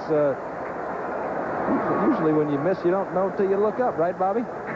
I know about that with golf. Burt Reynolds, we're going to have a movie for you at halftime with Burt Reynolds and some interesting stats on one of the former FSU players. Both schools' marching bands, scores and highlights from around the country. Some great games going on today. Auburn decides to stay out of trouble deep in their own territory, let the clock run out. What a first half we've had. Auburn 17, Florida State. Possible return here is Keith Ross, the freshman, number 20. Gets a good block. And running room. Ran into his own player, or he might have broken it. Out to the 39-yard line goes the freshman. What a great return that is. Richard Manry makes the tackle. And an excellent return by the freshman, number 20, Keith Ross, who's out of Newberry, Florida. There are the halftime statistics. Oh, my, we're opening up just like we started. You can see the total yardage already, 227 and 206. They have 433. There's a chance they'll break 1,000 in total. Of course, FSU's getting it done in the air.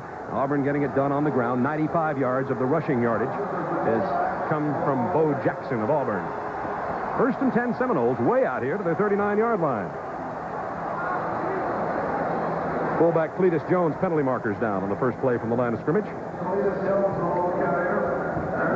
Penalty marker could be against Auburn. It looked like freshman Tracy Rocker from Atlanta may have jumped off sides. Man in the white hat, referee Bill Goss. You saw those halftime statistics. Well-balanced offense from both sides, right? 6 yards of passing for Auburn. And not much rushing for Florida State. I think 51 yards. There's McManus having a problem with dizzy spells. As you can see, looks like he's in some pain. He's had 2 concussions this year, and they check his blood pressure and his head and his condition after every practice. They don't want to take any chances with this young man, a sophomore. And Eric Thomas came in to replace him midway through the first half. Thomas went 3 out of 7 for 94 yards. It's second down 9. And you saw the penalty was against Florida State for illegal procedure. Into the backfield, number 44, Chuck Wells. Not much going. Opening with a penalty like that can sometimes take the fire out of the excellent kickoff return. Ben McCurdy, the hard-nosed Auburn linebacker, not the bell cow type of linebacker that they've had here in the past, but a tremendously aggressive upfield player. It squeezes the most out of his ability. Those first half possessions, where you started. You see that Florida State had 2 missed field goals in that half that could haunt them as they're tied at 17. It's picked off. Number 3, Kevin Porter. It went right through the hands of 88 Hassan Jones. It'll be Auburn ball at the 39-yard line. Make it the 38-yard line of the Tigers. Right through the hands. You won't see this much. No question about it. Hassan Jones, one of the most sure-handed receivers in the country, and this is a vulnerable area of Auburn's defense. You see no one around him. He can't make the catch, and Porter, trailing him in, comes up with the interception. Both teams have 1 interception now. Robinson rushing from the outside, can't get there to put the pressure, just barely gets there and does put Thomas on the ground.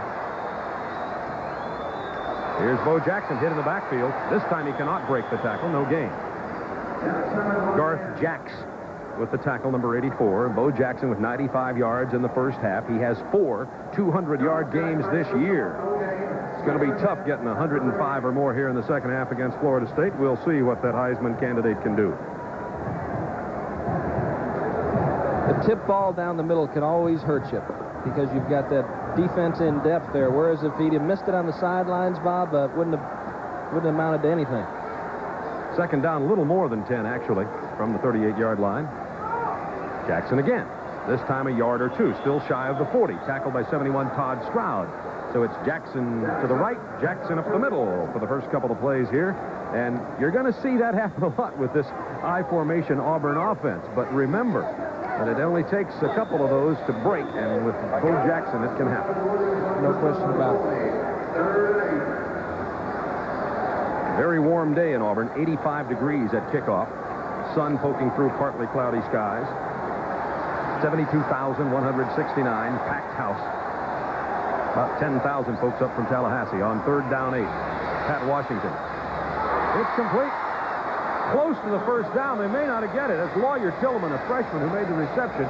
Let's see where they spot the ball. He fell down and may not have it. They'll probably have to bring the sticks in. He was locked up man-to-man underneath with Martin Mayhew for Florida State. They're going to bring in the sticks from the far side of the field. It's 17-17. The biggest lack of scoring for Florida State has been something, frankly, we would not have expected, and that's 2 missed field goals by their outstanding kicker, Derek Schmidt. Florida State has amassed a little bit more yardage in the game than Auburn. Auburn has controlled the ball a little bit more. It is short of the first down. We talked about that 72,169 crowd at Jordan-Hare Stadium. From the loveliest village on the plain, Auburn, Alabama. Very hospitable folks here. Sports Information Director David Housel with his staff, Mike Hubbard, John Lewandowski, Associate Athletic Director Oval Janes and his staff, and the folks at Auburn just treat us so nice. We love to visit this place. And, of course, we don't mind a great football game either. Right. Had another great dinner last night at the Barringtons at the gazebo. While we did research, 4th and short. Jackson gets a first down, I believe. It'll be close. Seminoles saying they have the ball, but we'll just let them unstack it.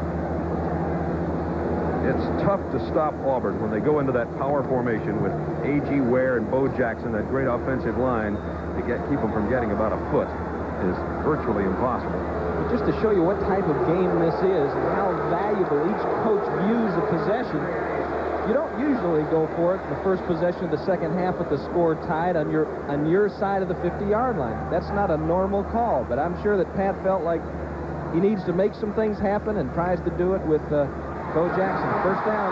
That's 3 fourth down conversions. The risk pays off. Auburn 3 out of 3 on 4th down conversions today.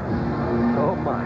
You remember in the last drive they made last year, they converted a 4th down situation in their final drive. The year before that, they converted 2 4th down situations in their final drive.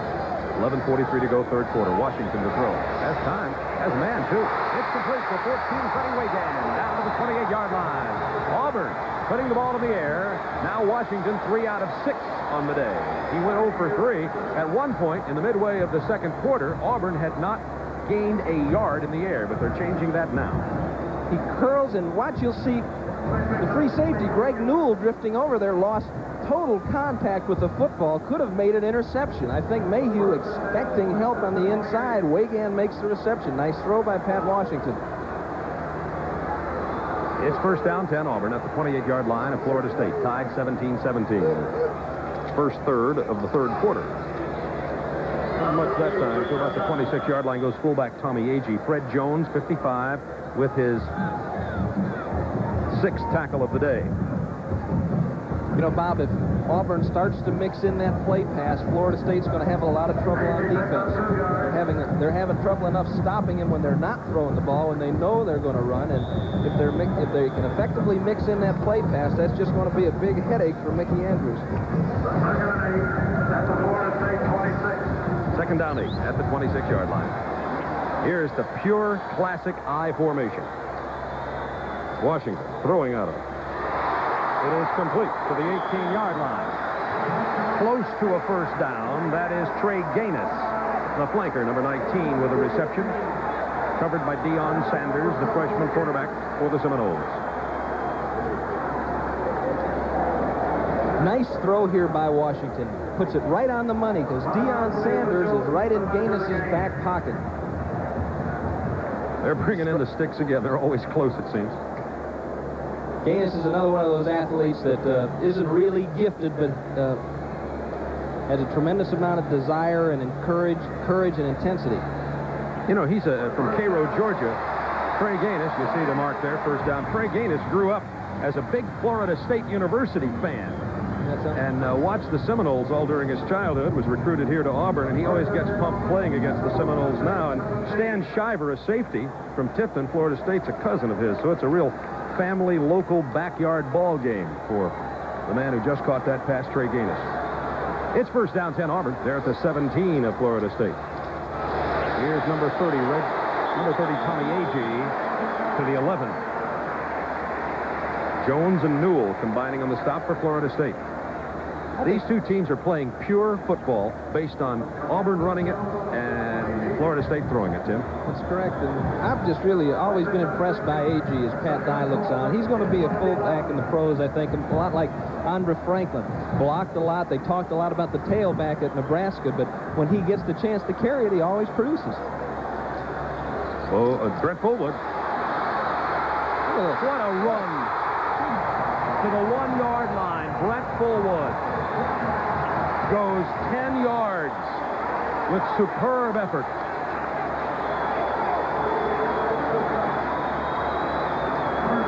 Running skill here. Searles pulling.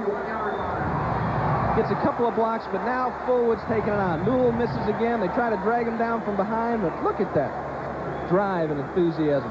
And Greg Newell, who is really part of the heart and soul of the defensive secondary in terms of hitting and tackling, is having a struggling day. He is not playing as well as he usually does.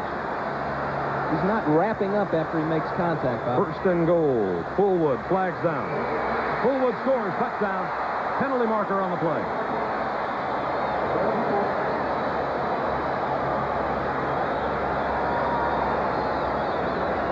Offsides. Seminoles. It'll count. Auburn takes the lead.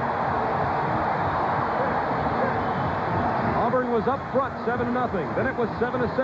Then it was 14-7. Then they were down 17-14, and now they take the lead. He's going after it, head-to-head. Fullwood knifes it into the end zone.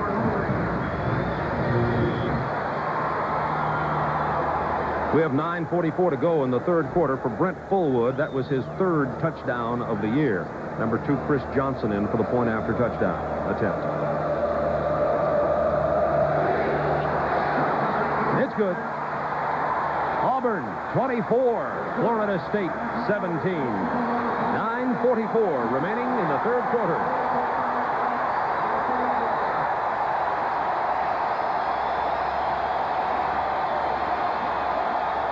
Unmistakably high. So the Auburn Tigers scored the first touchdown against FSU in the second half this season. Previously, the Seminoles had given up only 3 points. FSU, a strong second-half club itself, though. They had outscored opponents 51-3 after intermission coming into the game. Auburn had outscored opponents 65-36. So both teams will score a lot in the second half. Out of the end zone, and the Seminoles will bring it out to the 20-yard line, trailing 24-17. I think that 51-3, I don't know if the people understand that. Outscoring your opponents 51-3 in the second half means that you're a great game day coach. Means that you have a sense for what the other team is trying to do to you. You can digest that and then come up with something to counteract it. And that's what Bobby Bowden is. Let's see what he comes up with in the second half. As Tony Smith, 49, in at tailback as we begin the first offensive series. And number 30, Tanner Holloman, a junior from Tallahassee, is the fullback, trailing 24-17 from the 20-yard line. Eric Thomas, the quarterback. Great play fake. Incomplete, intended for number 9, Philip Bryant. Great job of faking the ball. Bryant covered well, and Thomas just couldn't get the ball to him. Let's watch Philip Bryant. He's a freshman from Bainbridge, Georgia. He would rather take that pattern inside the defensive back. See, he's not able, after he clears it on the outside, to suck in the defender and leave himself some room on the sideline.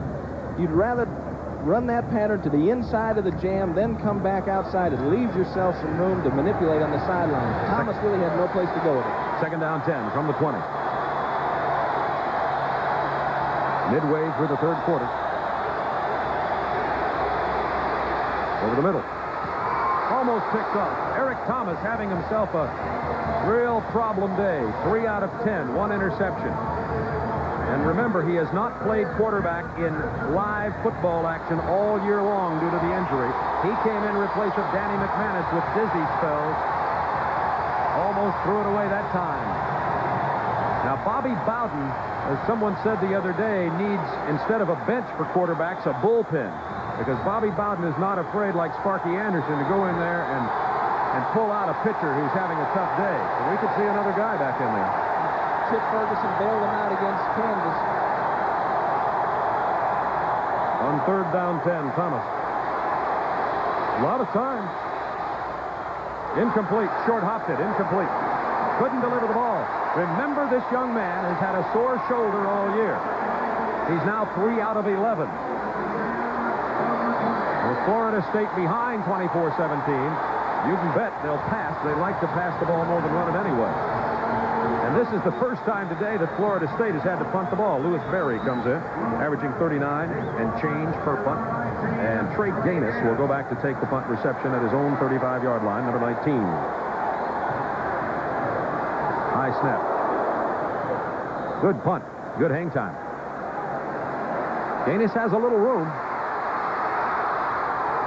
Has his helmet knocked off. Oh, my. Penalty markers down. What a collision. I think 26, Alfonso Williams got the helmet. That could, of course, be a face mask. We'll see. He's okay, fortunately. 43-yard punt, 13-yard return. The helmet's off now. No penalty. He's coming down. And and I think that's what they called. Number 21 coming in there too late. Didn't look like he came in with a lot of force, but the idea was that he doesn't have his helmet anymore. Lay off. That was John Hadley, I think, the man we're looking at, number 21. We'll be right back. This is Turner Network Television. The official refused to stop play during our commercial timeout, and Auburn scored a touchdown. So we apologize for that, but the officials are known to stop the play and are supposed to, but actually refuse to. So you got to see it again anyway. Thanks to replay, of course, Bo Jackson. Eric Floyd, Ron Middleton setting it up, but then it's just Bo Jackson fighting his way into the end zone. Good leg drive and running with power. You see it again, Steve Wilson, 75 and 63. Eric Floyd, Ron Middleton, number 87. Good blocking downfield by Freddie Wagan. Deion Sanders there in time, but can't drag down the powerful Auburn running back. And Bo Jackson now with 134 yards on the day. His 17th 100-yard game, extending his school record, which he set last week against Ole Miss. 17 100-yard games. He has 4 200-yarders this year and is well on his way there again with 134. Again, we apologize for the official not stopping play, so you missed that one live, but we'll replay it for you plenty of times. A 53-yard touchdown run by Jackson, and then that one. 36th TD in his career. You just can't let a runner like Jackson take on your defense one at a time. You've got to get there in groups, and when you get there, just hang on. Don't try to level them. Just hang on and wait for help. My Heisman Trophy leading candidate right now for sure. This young man has had 815 yards coming into this game. So now he has 929. He could go over 1,000 today, and that'd be after 5 games if he continues to run the ball. And it's 31-17 Auburn. But Florida State powerful in the second half, too. The problem for the Seminoles is, will they be able to settle their quarterback situation with McManus out with dizzy spells and Eric Thomas, who has not played all year, frankly struggling, 3 out of 11 throwing the ball.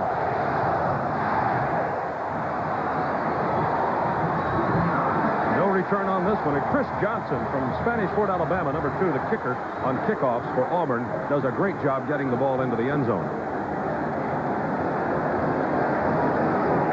You see Corin talking to the referee. They're really going after each other down there in the special teams. Both of these teams are undefeated on our TBS telecast over the last 3.5 years. FSU 4-0, Auburn 3-0. One of them will not be undefeated after today's game. I believe they're going to stay with Eric Thomas. Let's see what the young man can do. Remember, he's a senior. Remember, he's been injured. This is his first game action all year. Cletus Jones. A tough 5 yards for the fullback from Miami. Certainly is an emotional football game, and you have to really maintain your poise in a situation like this. You don't want to get yourself thrown out of a game, and there are a couple of players down there that are close to igniting some extracurricular activity. 8:29 to go in the third quarter. It's Auburn 31, Florida State 17. We were tied 17-17 at halftime. Fullwood capped a 62-yard drive by Auburn on the opening drive, and then Jackson took it in from 35 after an interception. Second down 5. On the option, Eric Thomas. He's going to get the first down. Tough first down, but he gets it. That's what Thomas does better than any other Florida State quarterback, is run the option.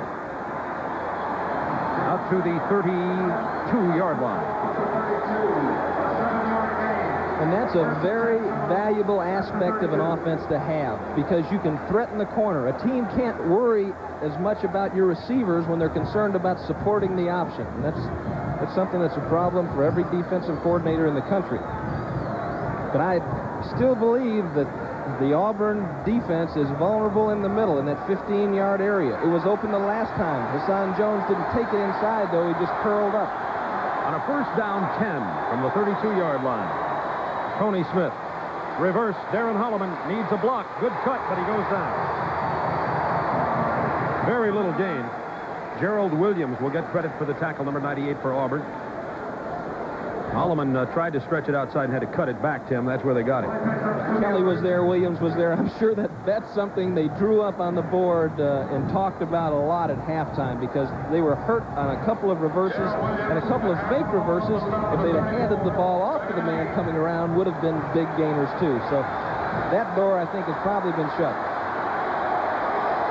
It's 2nd down 8 from the 34. Seminoles trailing 31-17, third quarter. Eric Thomas on the option out to the 38-yard line. Needed to go to the 42 for the first down. Eddie Phillips for the stop. And let's go to Atlanta for a college football update. It's knotted at 10-all with Pitt, North Carolina State, until super freshman Brian Davis goes off the middle, breaks some tackles, and goes in, puts Pittsburgh out in front, 17-10, and Bob Neal, watch Brian Davis in the future. He's a good one. Thank you, Alec. Brian Davis, just one of many great freshmen in the country. That one at Pittsburgh. We've got some good ones in this game here today. Big play for FSU. 3rd and 3 from their own 39. Whistle blows. The clock had gone down to 0. I don't know whether it's a delay, but it very well may be a delay of game. As Florida State struggling, that's what the call is. Struggling on offense, something you usually do not see with the Seminoles, and Bo Jackson leading the cheers and running for 134 yards and 2 touchdowns. He sold some popcorn at halftime. It took, I think, 2 or 3 tests, and that's an incredible statistic. I don't know about popcorn, Bob, but I know that knowing that he's going to play sells some tickets. Will he play baseball? Will he play football? If you ask him today, he'd say football because he's having a great day. After the spring baseball season at Auburn, he might have another answer. 3rd down 8. Confusion on defense for Auburn. Screen to Tanner Holloman. Great job running the ball, but he is short of the first down thanks to the 5-yard penalty. And that penalty was a very critical one for Florida State. They do not convert and will have to punt the football for the 2nd time today. And there's part of the big story. There is Danny McManus, a leader, a winner, the man who had been the starter. He's had 2 concussions. He's had dizzy spells. He cannot play and probably will not play in this game. Nobody feels worse about it than number 14, Danny McManus. We'll be right back.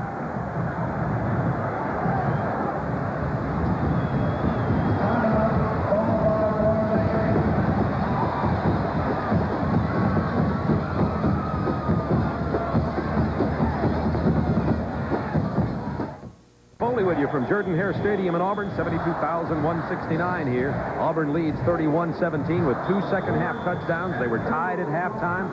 5:29 to go in the third quarter. Auburn scored on a 62-yard drive and a Fullwood 1-yard run and an interception and a 35-yard Bo Jackson run, and Florida State's going for it on 4th and 2.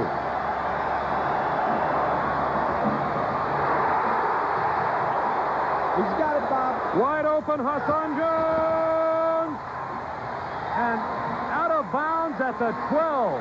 Had Thomas thrown it a heartbeat sooner, it was goal lines and headlines. What a play by Bowden Seminoles. They called timeout, didn't punt. What a great play fake into the line. They faked our camera crew out, and that rarely happens in 60 games. And our director, Ken Faust, even missed this one. You have to really be patient if you're a quarterback with this situation. You got to sit there and stare at the back on the ground. You draw up the defenders, because those defenders, if they can play pass, they're not going to let a guy run down there. You really have to take your time, be a good actor. Great job by Eric Thomas. First down 10 from the 13-yard line.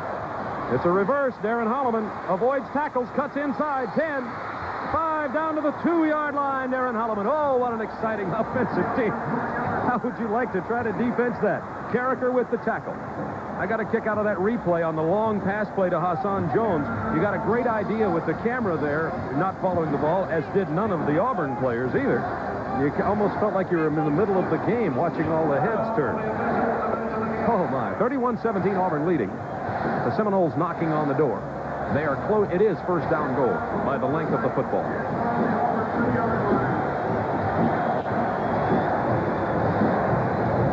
A dive up the middle against Auburn in 4th and 2, the way they're playing, has no chance. What a ball game. Oh, what a gutty call by Bobby Bowden. Taking a big risk. Because the way that Auburn offense is moving the football, to give them the ball on the 40-yard line, it's like saying, well, that's the end of that. All right. It is first down goal from the 2 Seminoles, trailing 31-17, 5:03 to go, third quarter. Panton in motion. Tony Smith gets blocked. Touchdown, Seminoles.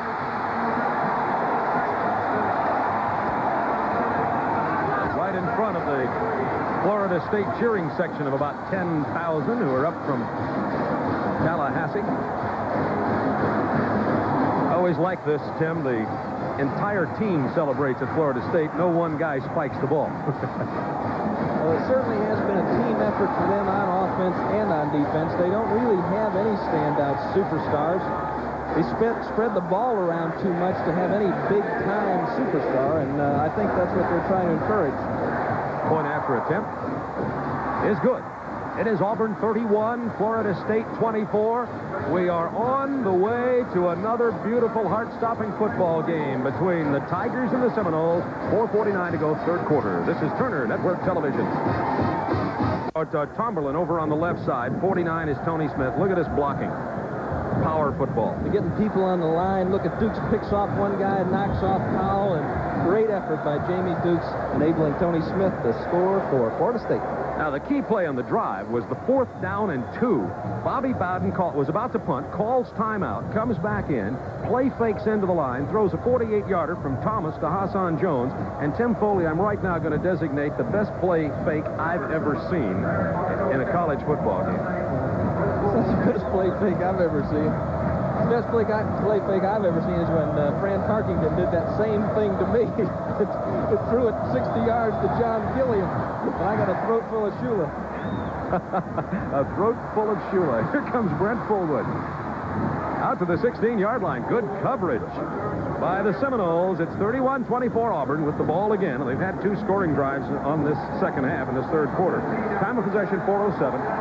Big play. Oh, my, was it? 8 plays, 80 yards, 4:07. Now the crowd, everybody on their feet. The Seminole fans cheering their defense. However, 62,000 Tiger fans are drowning them out, cheering for the offense right now. It's noisy down there, folks. Both these teams displaying the courage of their head coaches. Just will not quit, will not let up. Both teams have had a chance to do that. They just keep fighting back. First down 10 from the 16. That is Tommy Agee, number 30. Out to the 25. 2 of the great football teams in the country. Either one of these teams have a chance to finish in the top 5. Florida State, number 4, coming into the game. Auburn, number 12, after being ranked number 1, then losing to Tennessee. The difference with this Florida State football team in terms of the previous 4 games is they've played defense in the second half. Let's see if they can stop Auburn here late in the third quarter and the fourth quarter. You talk about even Steven. 311 yards each team. Second down 1. Washington's going upstairs. He's looking for Wagan. It is incomplete.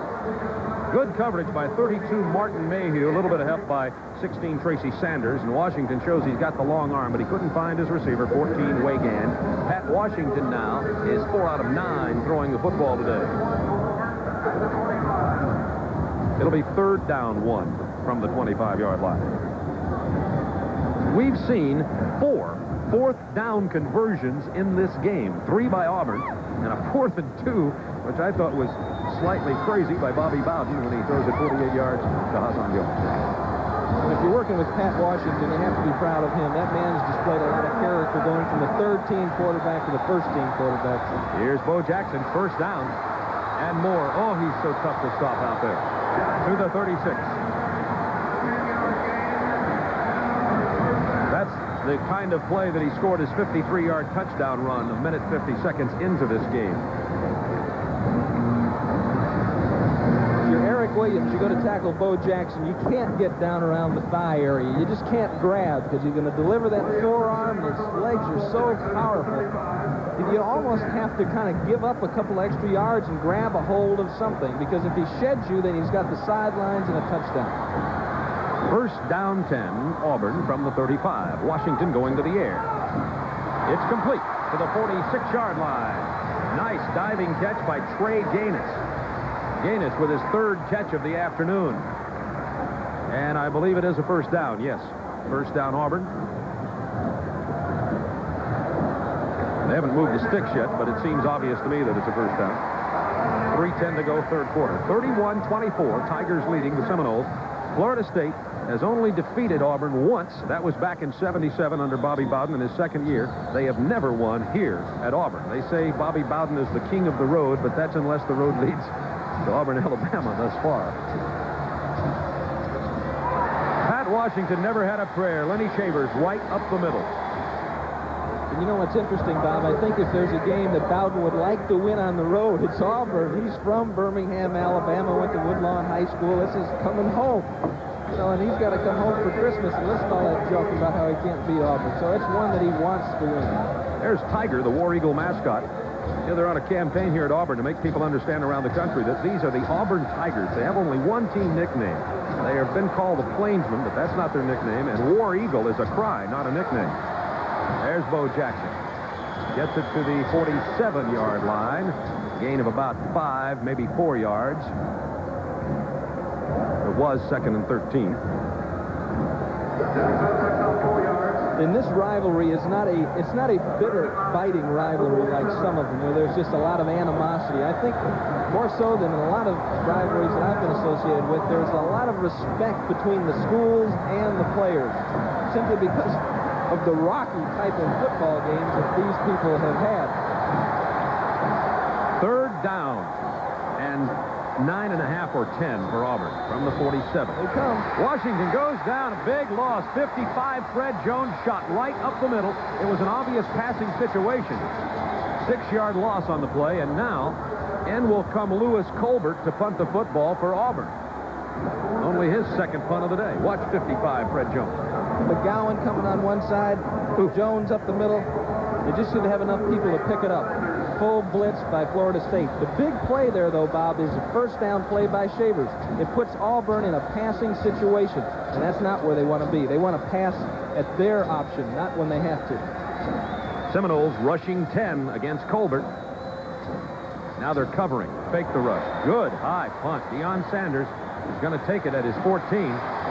He's a great athlete, but he's got himself in some real trouble. And down at the 11. Excellent punt by Colbert of 45 yards and a loss actually on the return of 5 yards by Deion Sanders. They're going to spot it at the 11, and that's where the Seminoles will go on offense with 53 seconds to go. Third quarter, trailing 31-24. Did that all in one breath. Pat's eye, it looked like for a while that Auburn was pulling out, that they were getting out and leaving Florida State in the dust, and you could see Dye start to breathe a little bit easier. But now he's got those lines around his eyes are starting to show again. The worry is setting in. First down 10, Seminoles. Bryant split wide to the left side. Hassan Jones to the right side. Thomas. He's looking for Bryant. He's out there. It's picked off. Number 45, Jimmy Warren. To the 40. He's got running room. Out of bounds at the 24-yard line. Penalty marker down at the 30-yard line. Eric Thomas just hung it out there. And Jimmy Warren followed it all the way. He stepped out of bounds at the 24. There is a penalty marker on the return.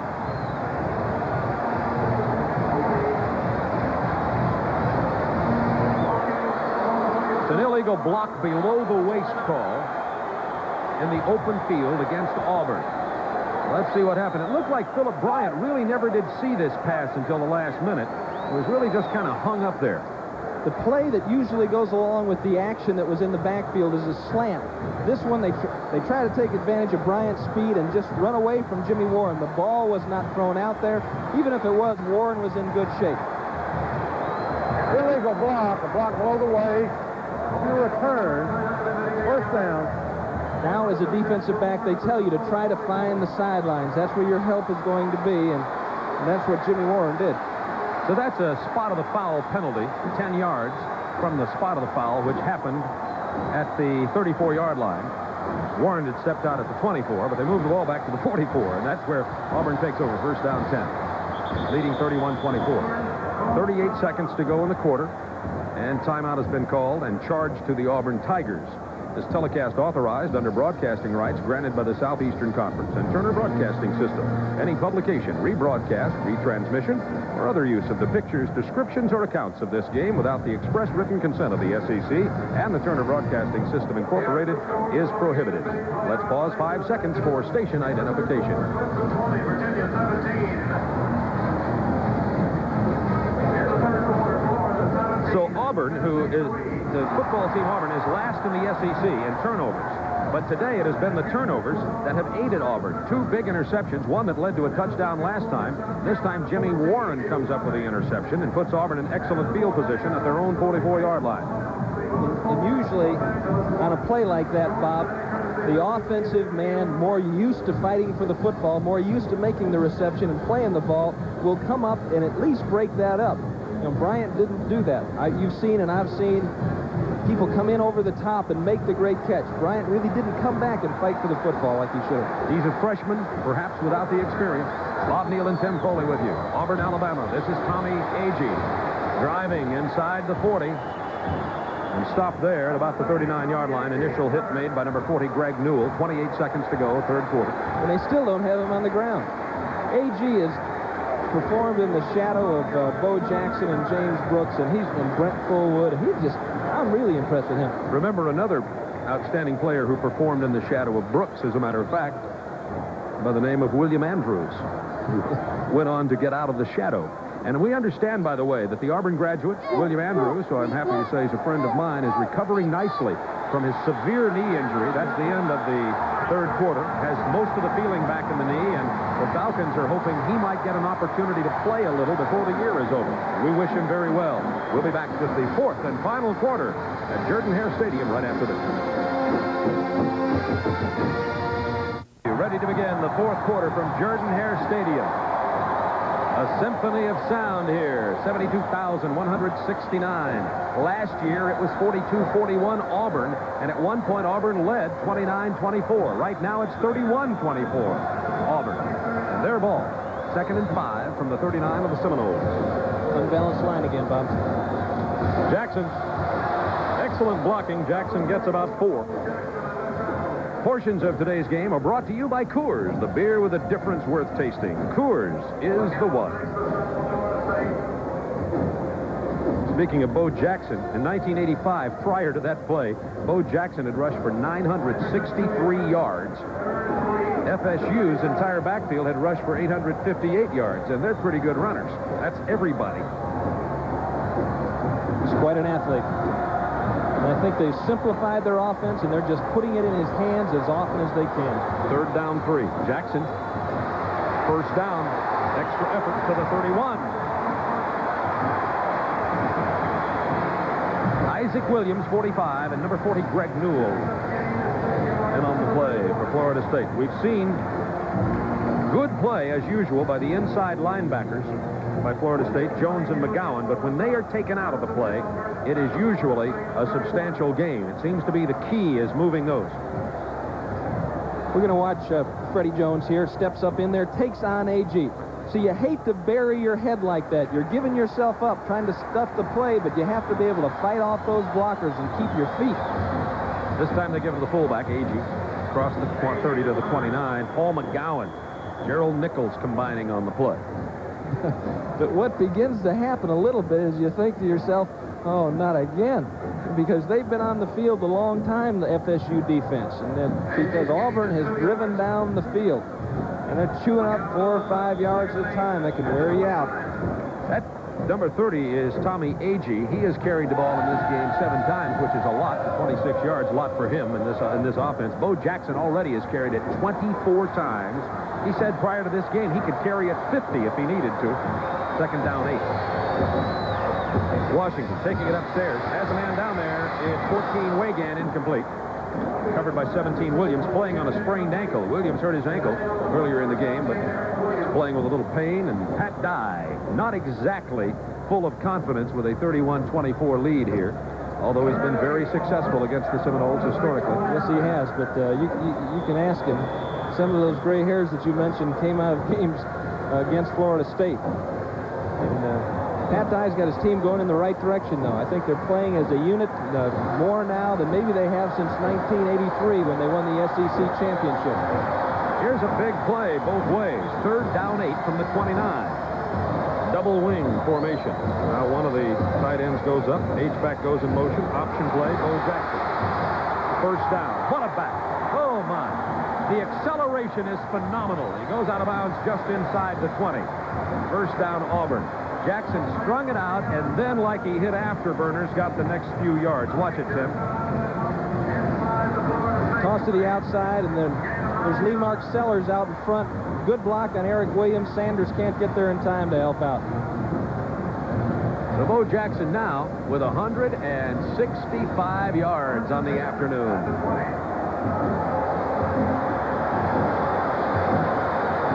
13:01 to go in the game. Auburn 31, Florida State 24. On the 1st down, Jackson avoids a tackle by Jones to the 14. Playing with fire today. Look at some scores around the country. Iowa, #1 ranked, leading Wisconsin 10-0 in the 2nd quarter. Oklahoma, Texas, in that battle down in the Cotton Bowl. Tied. Air Force leading Navy, 3rd quarter. And Tennessee coming back on Florida. It had been 0-0 and then 3-3, and then Florida was up 17-3, but excuse me, that's a final. So Tennessee came back, but not all the way. We'll have Tennessee on our TNT game next week versus Alabama. Ohio State laying it on Indiana today in the 2nd quarter. Here's Brent Fullwood. He's breaking tackles. Goes shy of the 10. Oh, my. Some really brutal hitting down there. Greg Newell with the initial hit. They could have gotten close to the 1st down. They may have to measure it. Looks shy of the 1st down by just a little bit. This is what football's all about. You can't hear it from up here, but let me guarantee you there's some noise from these impacts. And look at Fullwood. Just determination, keeping those legs going. Gerald Williams comes back in there and puts him away. Probably delivered a big old bruise to his thigh. 3rd down, very short. Bobby Bowden watching his defense dig in. Auburn leads 31-24. They're at the 11-yard line of the Seminoles. Handoff to Ware, does not get it. Ware is held short.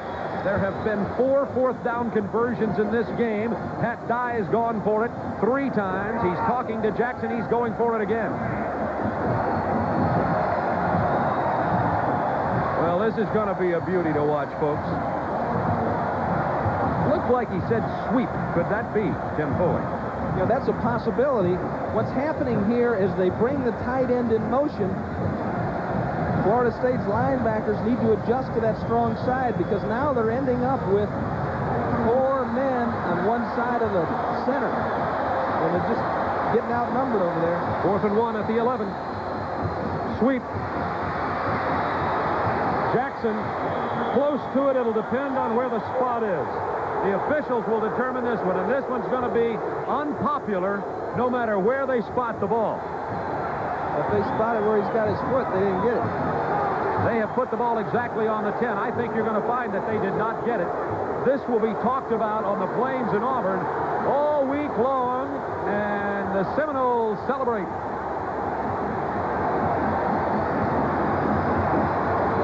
You're going to see it again. This is just straight up, head-to-head power football. Good block by A.G. Trying to open up a hole. It looks like... I don't know what it looks like. It looks to me like the plane of the ball was at the 10-yard line. Well, we did not have a perfect angle. Right. So it's a good spot, right? I think it was a pretty good spot. Good play by FSU defense. They're rising to the challenge. I think the Seminoles think it was a good spot, and Auburn thinks it wasn't. How's that for politics? 1st down 10, Florida State stopping the drive. Option play. Oh, what a dangerous pitch. This is Tony Smith. To the 34-yard line. Oh, my. That was a rifle pitch out there. If Tony Smith doesn't get that one, it could have been in and out of the end zone for a safety, or it could even have been a touchdown for Auburn. 24 yards. Watch this. Watch the reflexes of Eric Thomas. Man, all of a sudden he's got somebody in his face, Andre Bruce, and lets it go out there almost blind. Good catch by Tony Smith. And now it's upfield. Pat Carter escorting him. Darren Holloman fighting to keep a defensive back out. 1st down 10 from the 35-yard line. Seminoles trailing 31-24. We're in the 4th quarter. Eric Thomas on the option. Turns it upfield for nothing this time. He wisely kept the ball. Edward Phillips, 46, with a tackle for Auburn. 10:06 to go in the game. Florida State stopping a 4th-and-1 gamble. But remember, Pat Dye is 3 out of 4 on 4th down conversion attempts today, and that man has denied very few short yardage plays, but he was moments ago. Jackson on the day, 170 yards in 27 carries. This is what college football is about, Bob. I'm glad I'm here. Hope the viewers are enjoying it wherever you may be. 2nd down 10, Seminoles. Thomas hits his tight end, who drives to the 49-yard line. Pat Carter, Tom Powell with the tackle. And let's say something here as we watch this replay. Thomas struggled early. He seems to be gaining with his re-entry into the game here. Johnson drifted out for the pitch. Left Carter open up the middle. Flanker running the fade pattern as they ran before. And this is the type of quarterback that Eric Thomas is. He's not real pretty, doesn't have a big, strong arm, but he just does the little things that keeps the drive going. He was 4 out of 11, but is now 3 out of his last 4. So Thomas warming to the task. 1st and 10 Seminoles at the 49-yard line. Thomas on the option. Fumble. It is Seminole ball. Thomas got back there to get the ball. It was frankly a bad toss, but Thomas hustling to the ball and averted the big turnover, and turnovers has really been what's hurt Seminoles here today. No way he should have gotten there. That was just pure hustle right there. That was just a desire. He didn't, not measurable. Really. I don't understand how he came up with that ball. Now John Parks, a freshman, in its split end along with 24 Darren Holloman on 2nd down 19 from the 43. They hand it off to Tony Smith. Running room. 1st down. Look at him drive to the 34-yard line. Tony Smith putting on a show of his own on the last couple of carries he's had the ball. Powell with the tackle, and Tony Smith now on the afternoon with 79 yards and 10 carries. 23 this time. Nothing fancy here. Good block by John Ionata. He walled off Rocker, and that gave Smith the room to take it upfield. Powell takes him down with Warren, gets a lot of help by the time he slowed down. The Seminoles have hurt Auburn in the past with the draw. They usually effectively don't. 1st down 10 from the 34 of Auburn. It is Auburn 31, Florida State 24. Clock ticking, 7:50 to go in the game. Cletus Jones, the fullback, pops it to the 21-yard line. 1st down Seminoles. Quick opener. And now you got to start talking a little bit about Ionata, Dukes, Schrenker, Tomberlin, Lopez. You could talk a lot about Tomberlin. There's a lot of area to cover there. He came in at 323 pounds as a freshman. After the first practice, he was down to 325. He gained weight during practice, but the coaches, what they have to say about him is he's just got quick feet. He gets around so well for being that big. I also see Mark Salva is in there for the Seminoles. 1st and 10 at the 21 of Auburn. Pitch to the freshman, Eric Floyd. Changes direction. Loses 4. Nothing that time. Harold Hallman, and Auburn says, they must be listening to us. The defensive lineman for Auburn said, would you like to talk about those fellows? How about Williams, Hallman, Rucker, right, etc. I've got a Marine buddy in Pawleys Island, South Carolina, would like to know that Harold Hallman is part of the PLC program. So he's really officially a Marine, and that's why he comes up with the big play when you need it. Okay, 2nd down and 14. Seminoles at the 25 of Auburn. 6:44 to go in the game. Seminoles trail by 7. Thomas under pressure. Here comes Robinson. Thomas is thrown out of bounds way back at the 39, and Gerald Robinson, 95, came firing along with Harold Holloman, 94.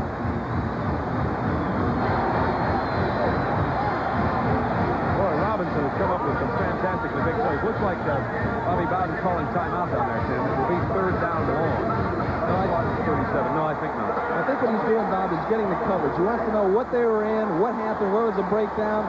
Did they blitz? Was it just straight coverage? They may start going to maximum protection. They may start going to maximum protection and see if they can get those Howman and Hassan Jones open down the field. Right, that's what it is. We got Jones on the right, Holloman on the left side, 3rd and 26 from the 37. That's what you got, Tim. Stepping up into the pocket, Eric Thomas can find nobody. And he gets a little field position back to the 30. That's field goal range. They don't want the field goal, of course, trailing 31-24 with 6:28 to go in the game. Far short of the first down. Remember, the Seminoles have to go to the 11-yard line of Auburn for the first down, thanks to the great defensive play by Auburn. And that particular play, Frank Orgel, the defensive coordinator for Auburn, chose to put Tommy Powell in that vulnerable area. And he was sitting around that 18-yard area, thereby cutting off any Seminole pass that would be coming into that area. Here's Schmidt. He is 1 out of 3 today. He's frankly struggling. This will be a 46-yarder. It's good. Just barely, but that's enough for 3. And it's 31-27 with 6:21 to go in the game. This is Turner Network Television.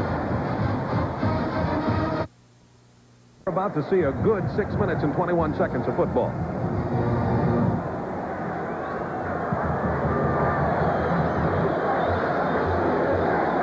That's exactly what they're going to try to do, Bob. They're going to try to simply maintain possession of the football. Don't do anything risky. Don't do anything that's going to put their lead in jeopardy. And just chew up the clock. And they've got the offensive machine with which to do it.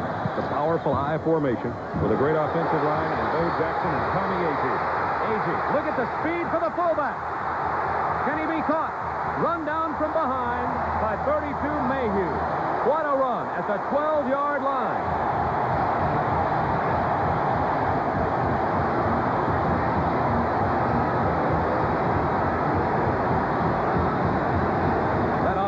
Line of Auburn. Look at them fire out there. Steve Wallace, Jeff Parks create a gap. The defensive backs don't react in time to get back in it. Don't get their eye on the ball. And here comes Martin Mayhew chasing them down from all the way across the field. Old Martin was a 150-pound high school halfback and dragged him down. But I tell you what, there's my player of the game. If I had a vote, Tommy Agee. 68 yards on that play. 95 on the afternoon. 1st and 10 from the 12-yard line of the Seminoles. Bo Jackson stringing it out. Nowhere. Losing a yard or 2. Seminole defensive unit. There's a player down for Florida State at about the 9-yard line. We'll check that out for you. Clock down to 5:42. Auburn leading by 4. It looks like it could be Fred Jones. Fred Jones was injured earlier in this game and went out for a while. And is now down once again at the 9-yard line. Florida State trainers on the field now. So it was 31-24 Auburn. Florida State with an excellent drive and then an outstanding defensive stand by the Tigers and several plays of losses. And Florida State went for a 46-yard field goal. It was successful from Derek Schmidt to make it 31-27. But then Agee, whose name is being chanted even as we speak, with a 68-yard run. And here he comes back into the game. Tommy Agee.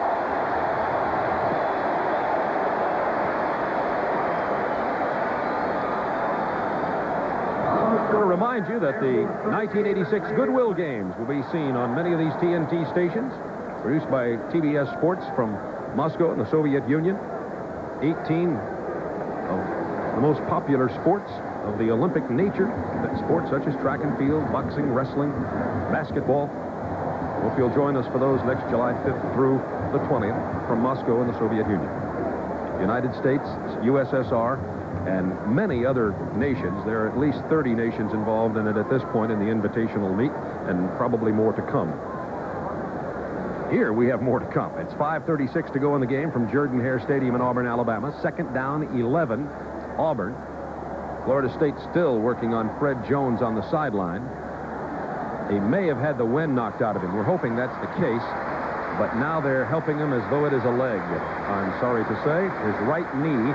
Jones had injured it earlier in this game and had returned to play.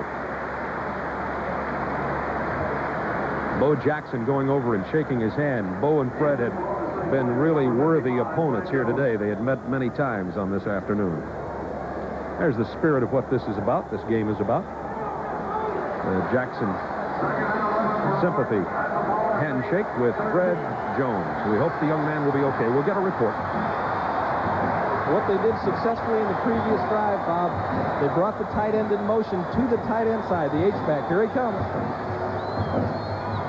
Washington on the reverse. That's 14. Wagan has a lot of running room. Touchdown.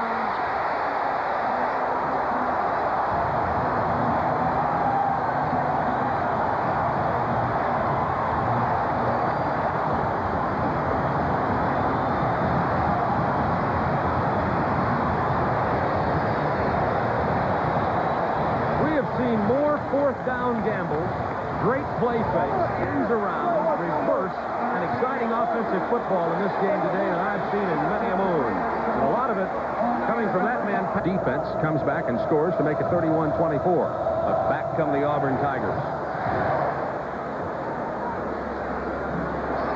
This comes down to number 87, Galen White. Played a wing position way upfield, and he goes out of bounds at the 28-yard line. And from there, the Seminoles have 4 minutes and 15 seconds of football remaining at Auburn, where they have never won a ball game. You saw Chip Ferguson's statistics. Came in and threw for 1 touchdown. He was 2 out of 3 last week in relief versus Kansas. He can wing it. He's got the big, strong arm, Bob, and, you know, classic drop-back passer type of arm.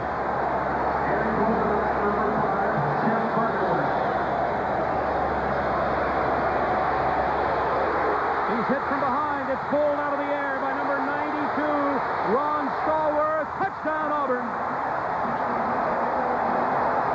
It was 90, Brian Smith, who applied the pressure. Auburn laying it on today.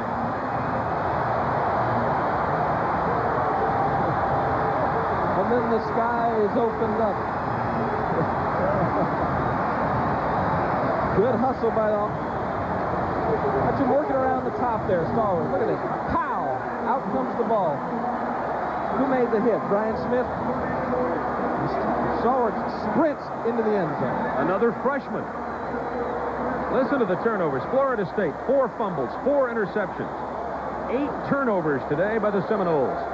Auburn has fumbled once and been intercepted 1 time, and that's why it's 51-27. Point after is good. 52-27 with 4:04 to go in the game.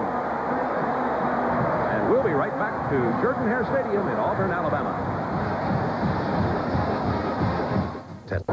And it was 17-17 at halftime, and it seemingly just moments ago it was 31-24. Here's the penalty tacked on after the play out to the 27.5-yard line. Personal foul on the kicking team. First down. There's the announcement, personal foul. I'd like to thank Wayne Hogan, Dan Pearson, Lisa Morton of the Florida State University Sports Information Department for their help in our preparation in today's game. Ferguson bobbling the snap. It's down. Loose. Auburn ball. Auburn football, the 5th fumble of the afternoon.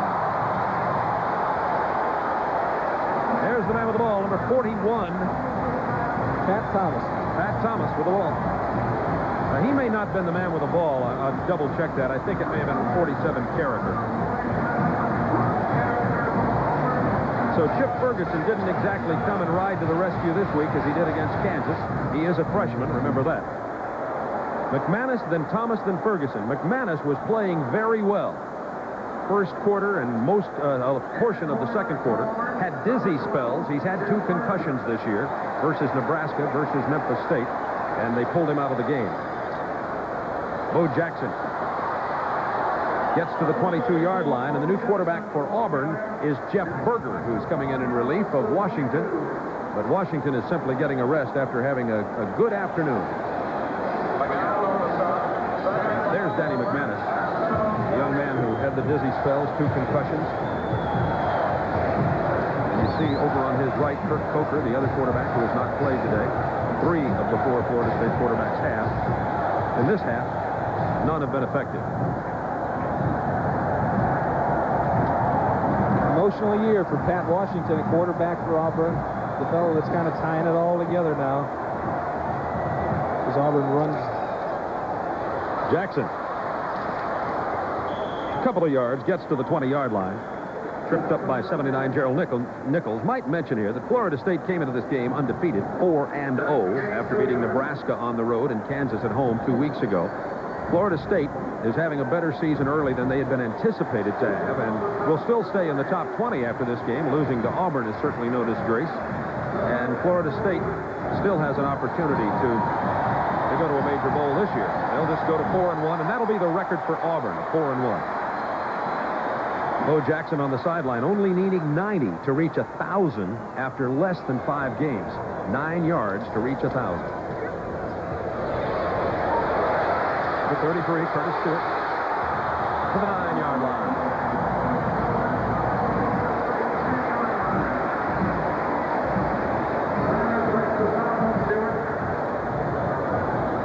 First down, Auburn, with 2:16 remaining in this football game.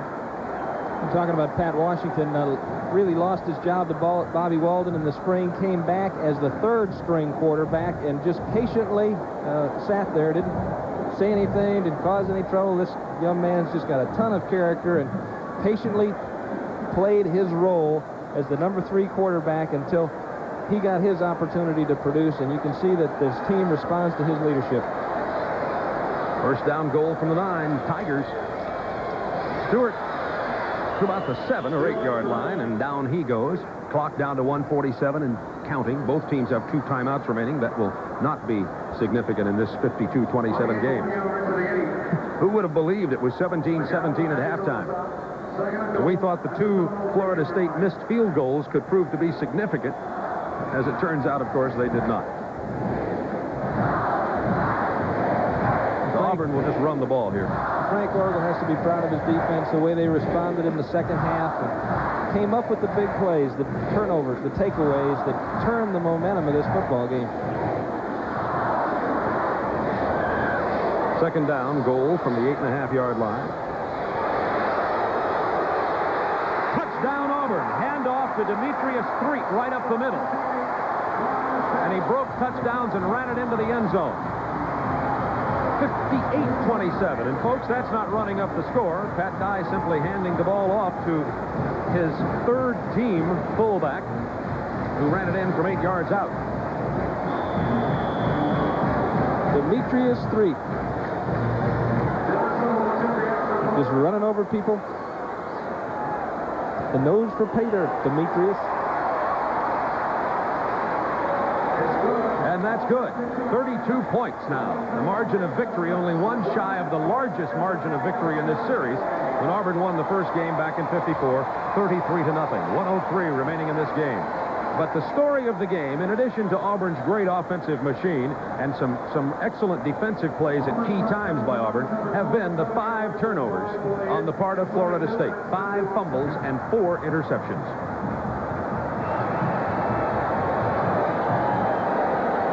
Something that this team had not been doing. No, it hadn't been doing. It's been offensively, it hadn't been up to the production level of a usual Florida State offense, but it hadn't been handing the ball away that much.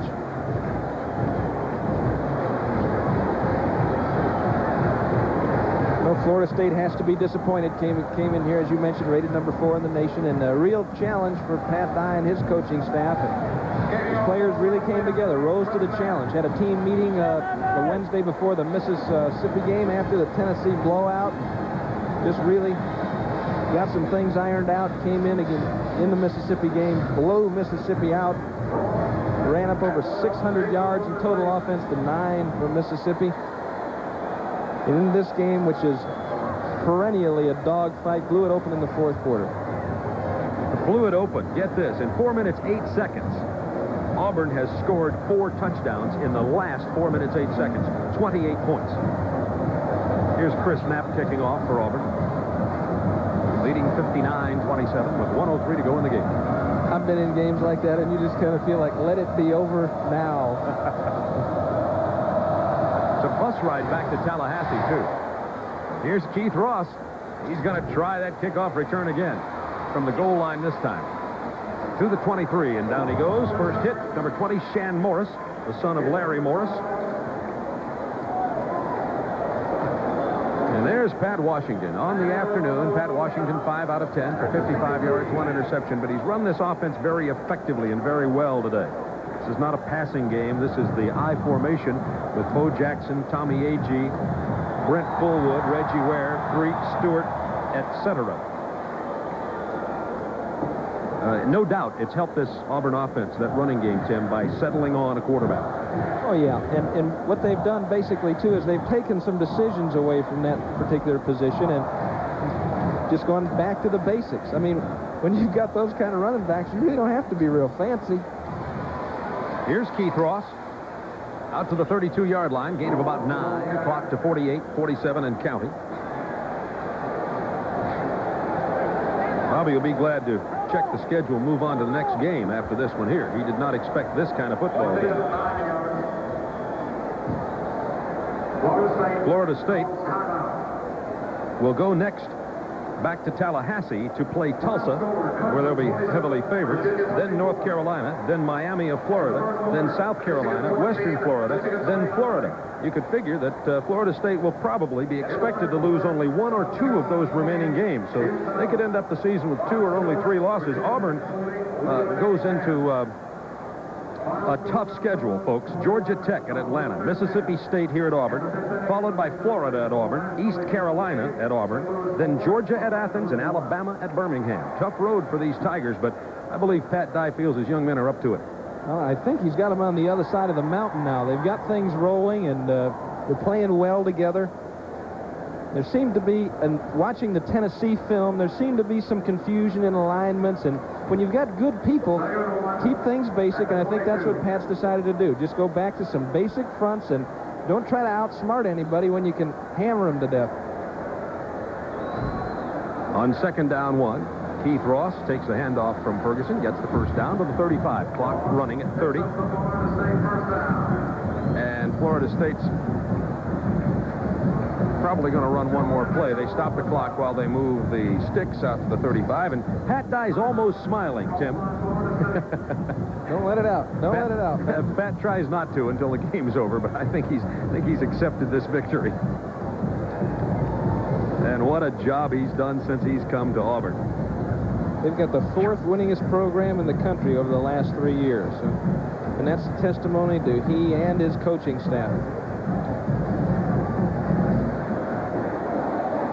He will now be 38-15 as Tiger head coach.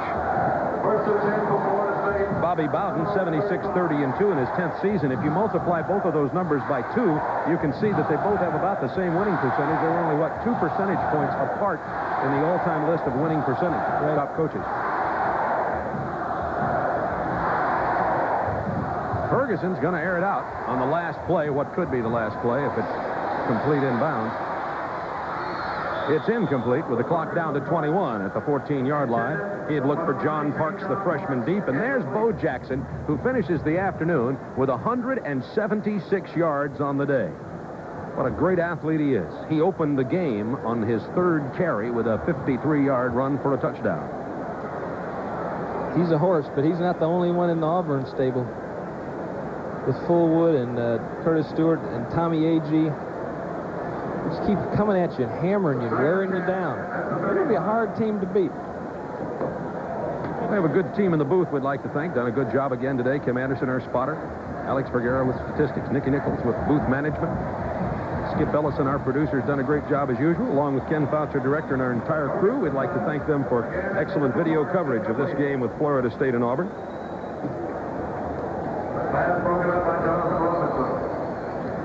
The SEC has some real tough ones on their hands today. There are a lot of teams in action. We've given you some of the scores as the afternoon has gone along, and of course we'll have more for you on most of these stations on the football action report after the game.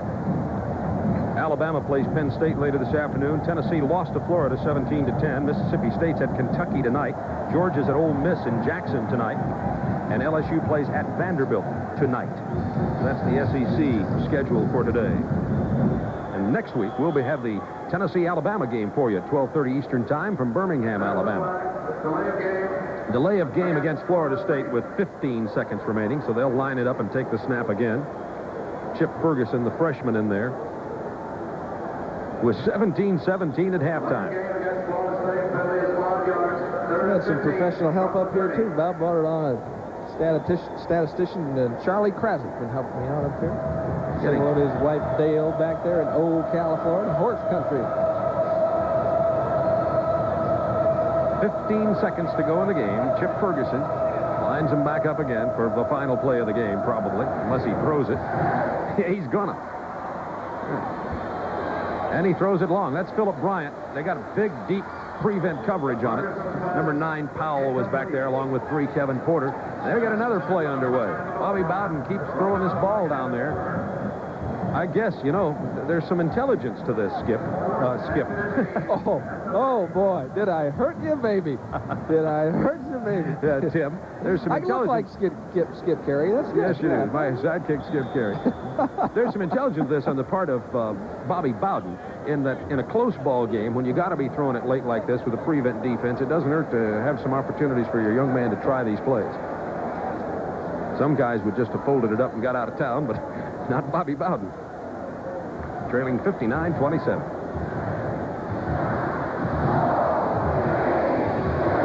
This could be the last play. Tanner Holloman. And that's the last play of the game as Tanner Holloman goes down.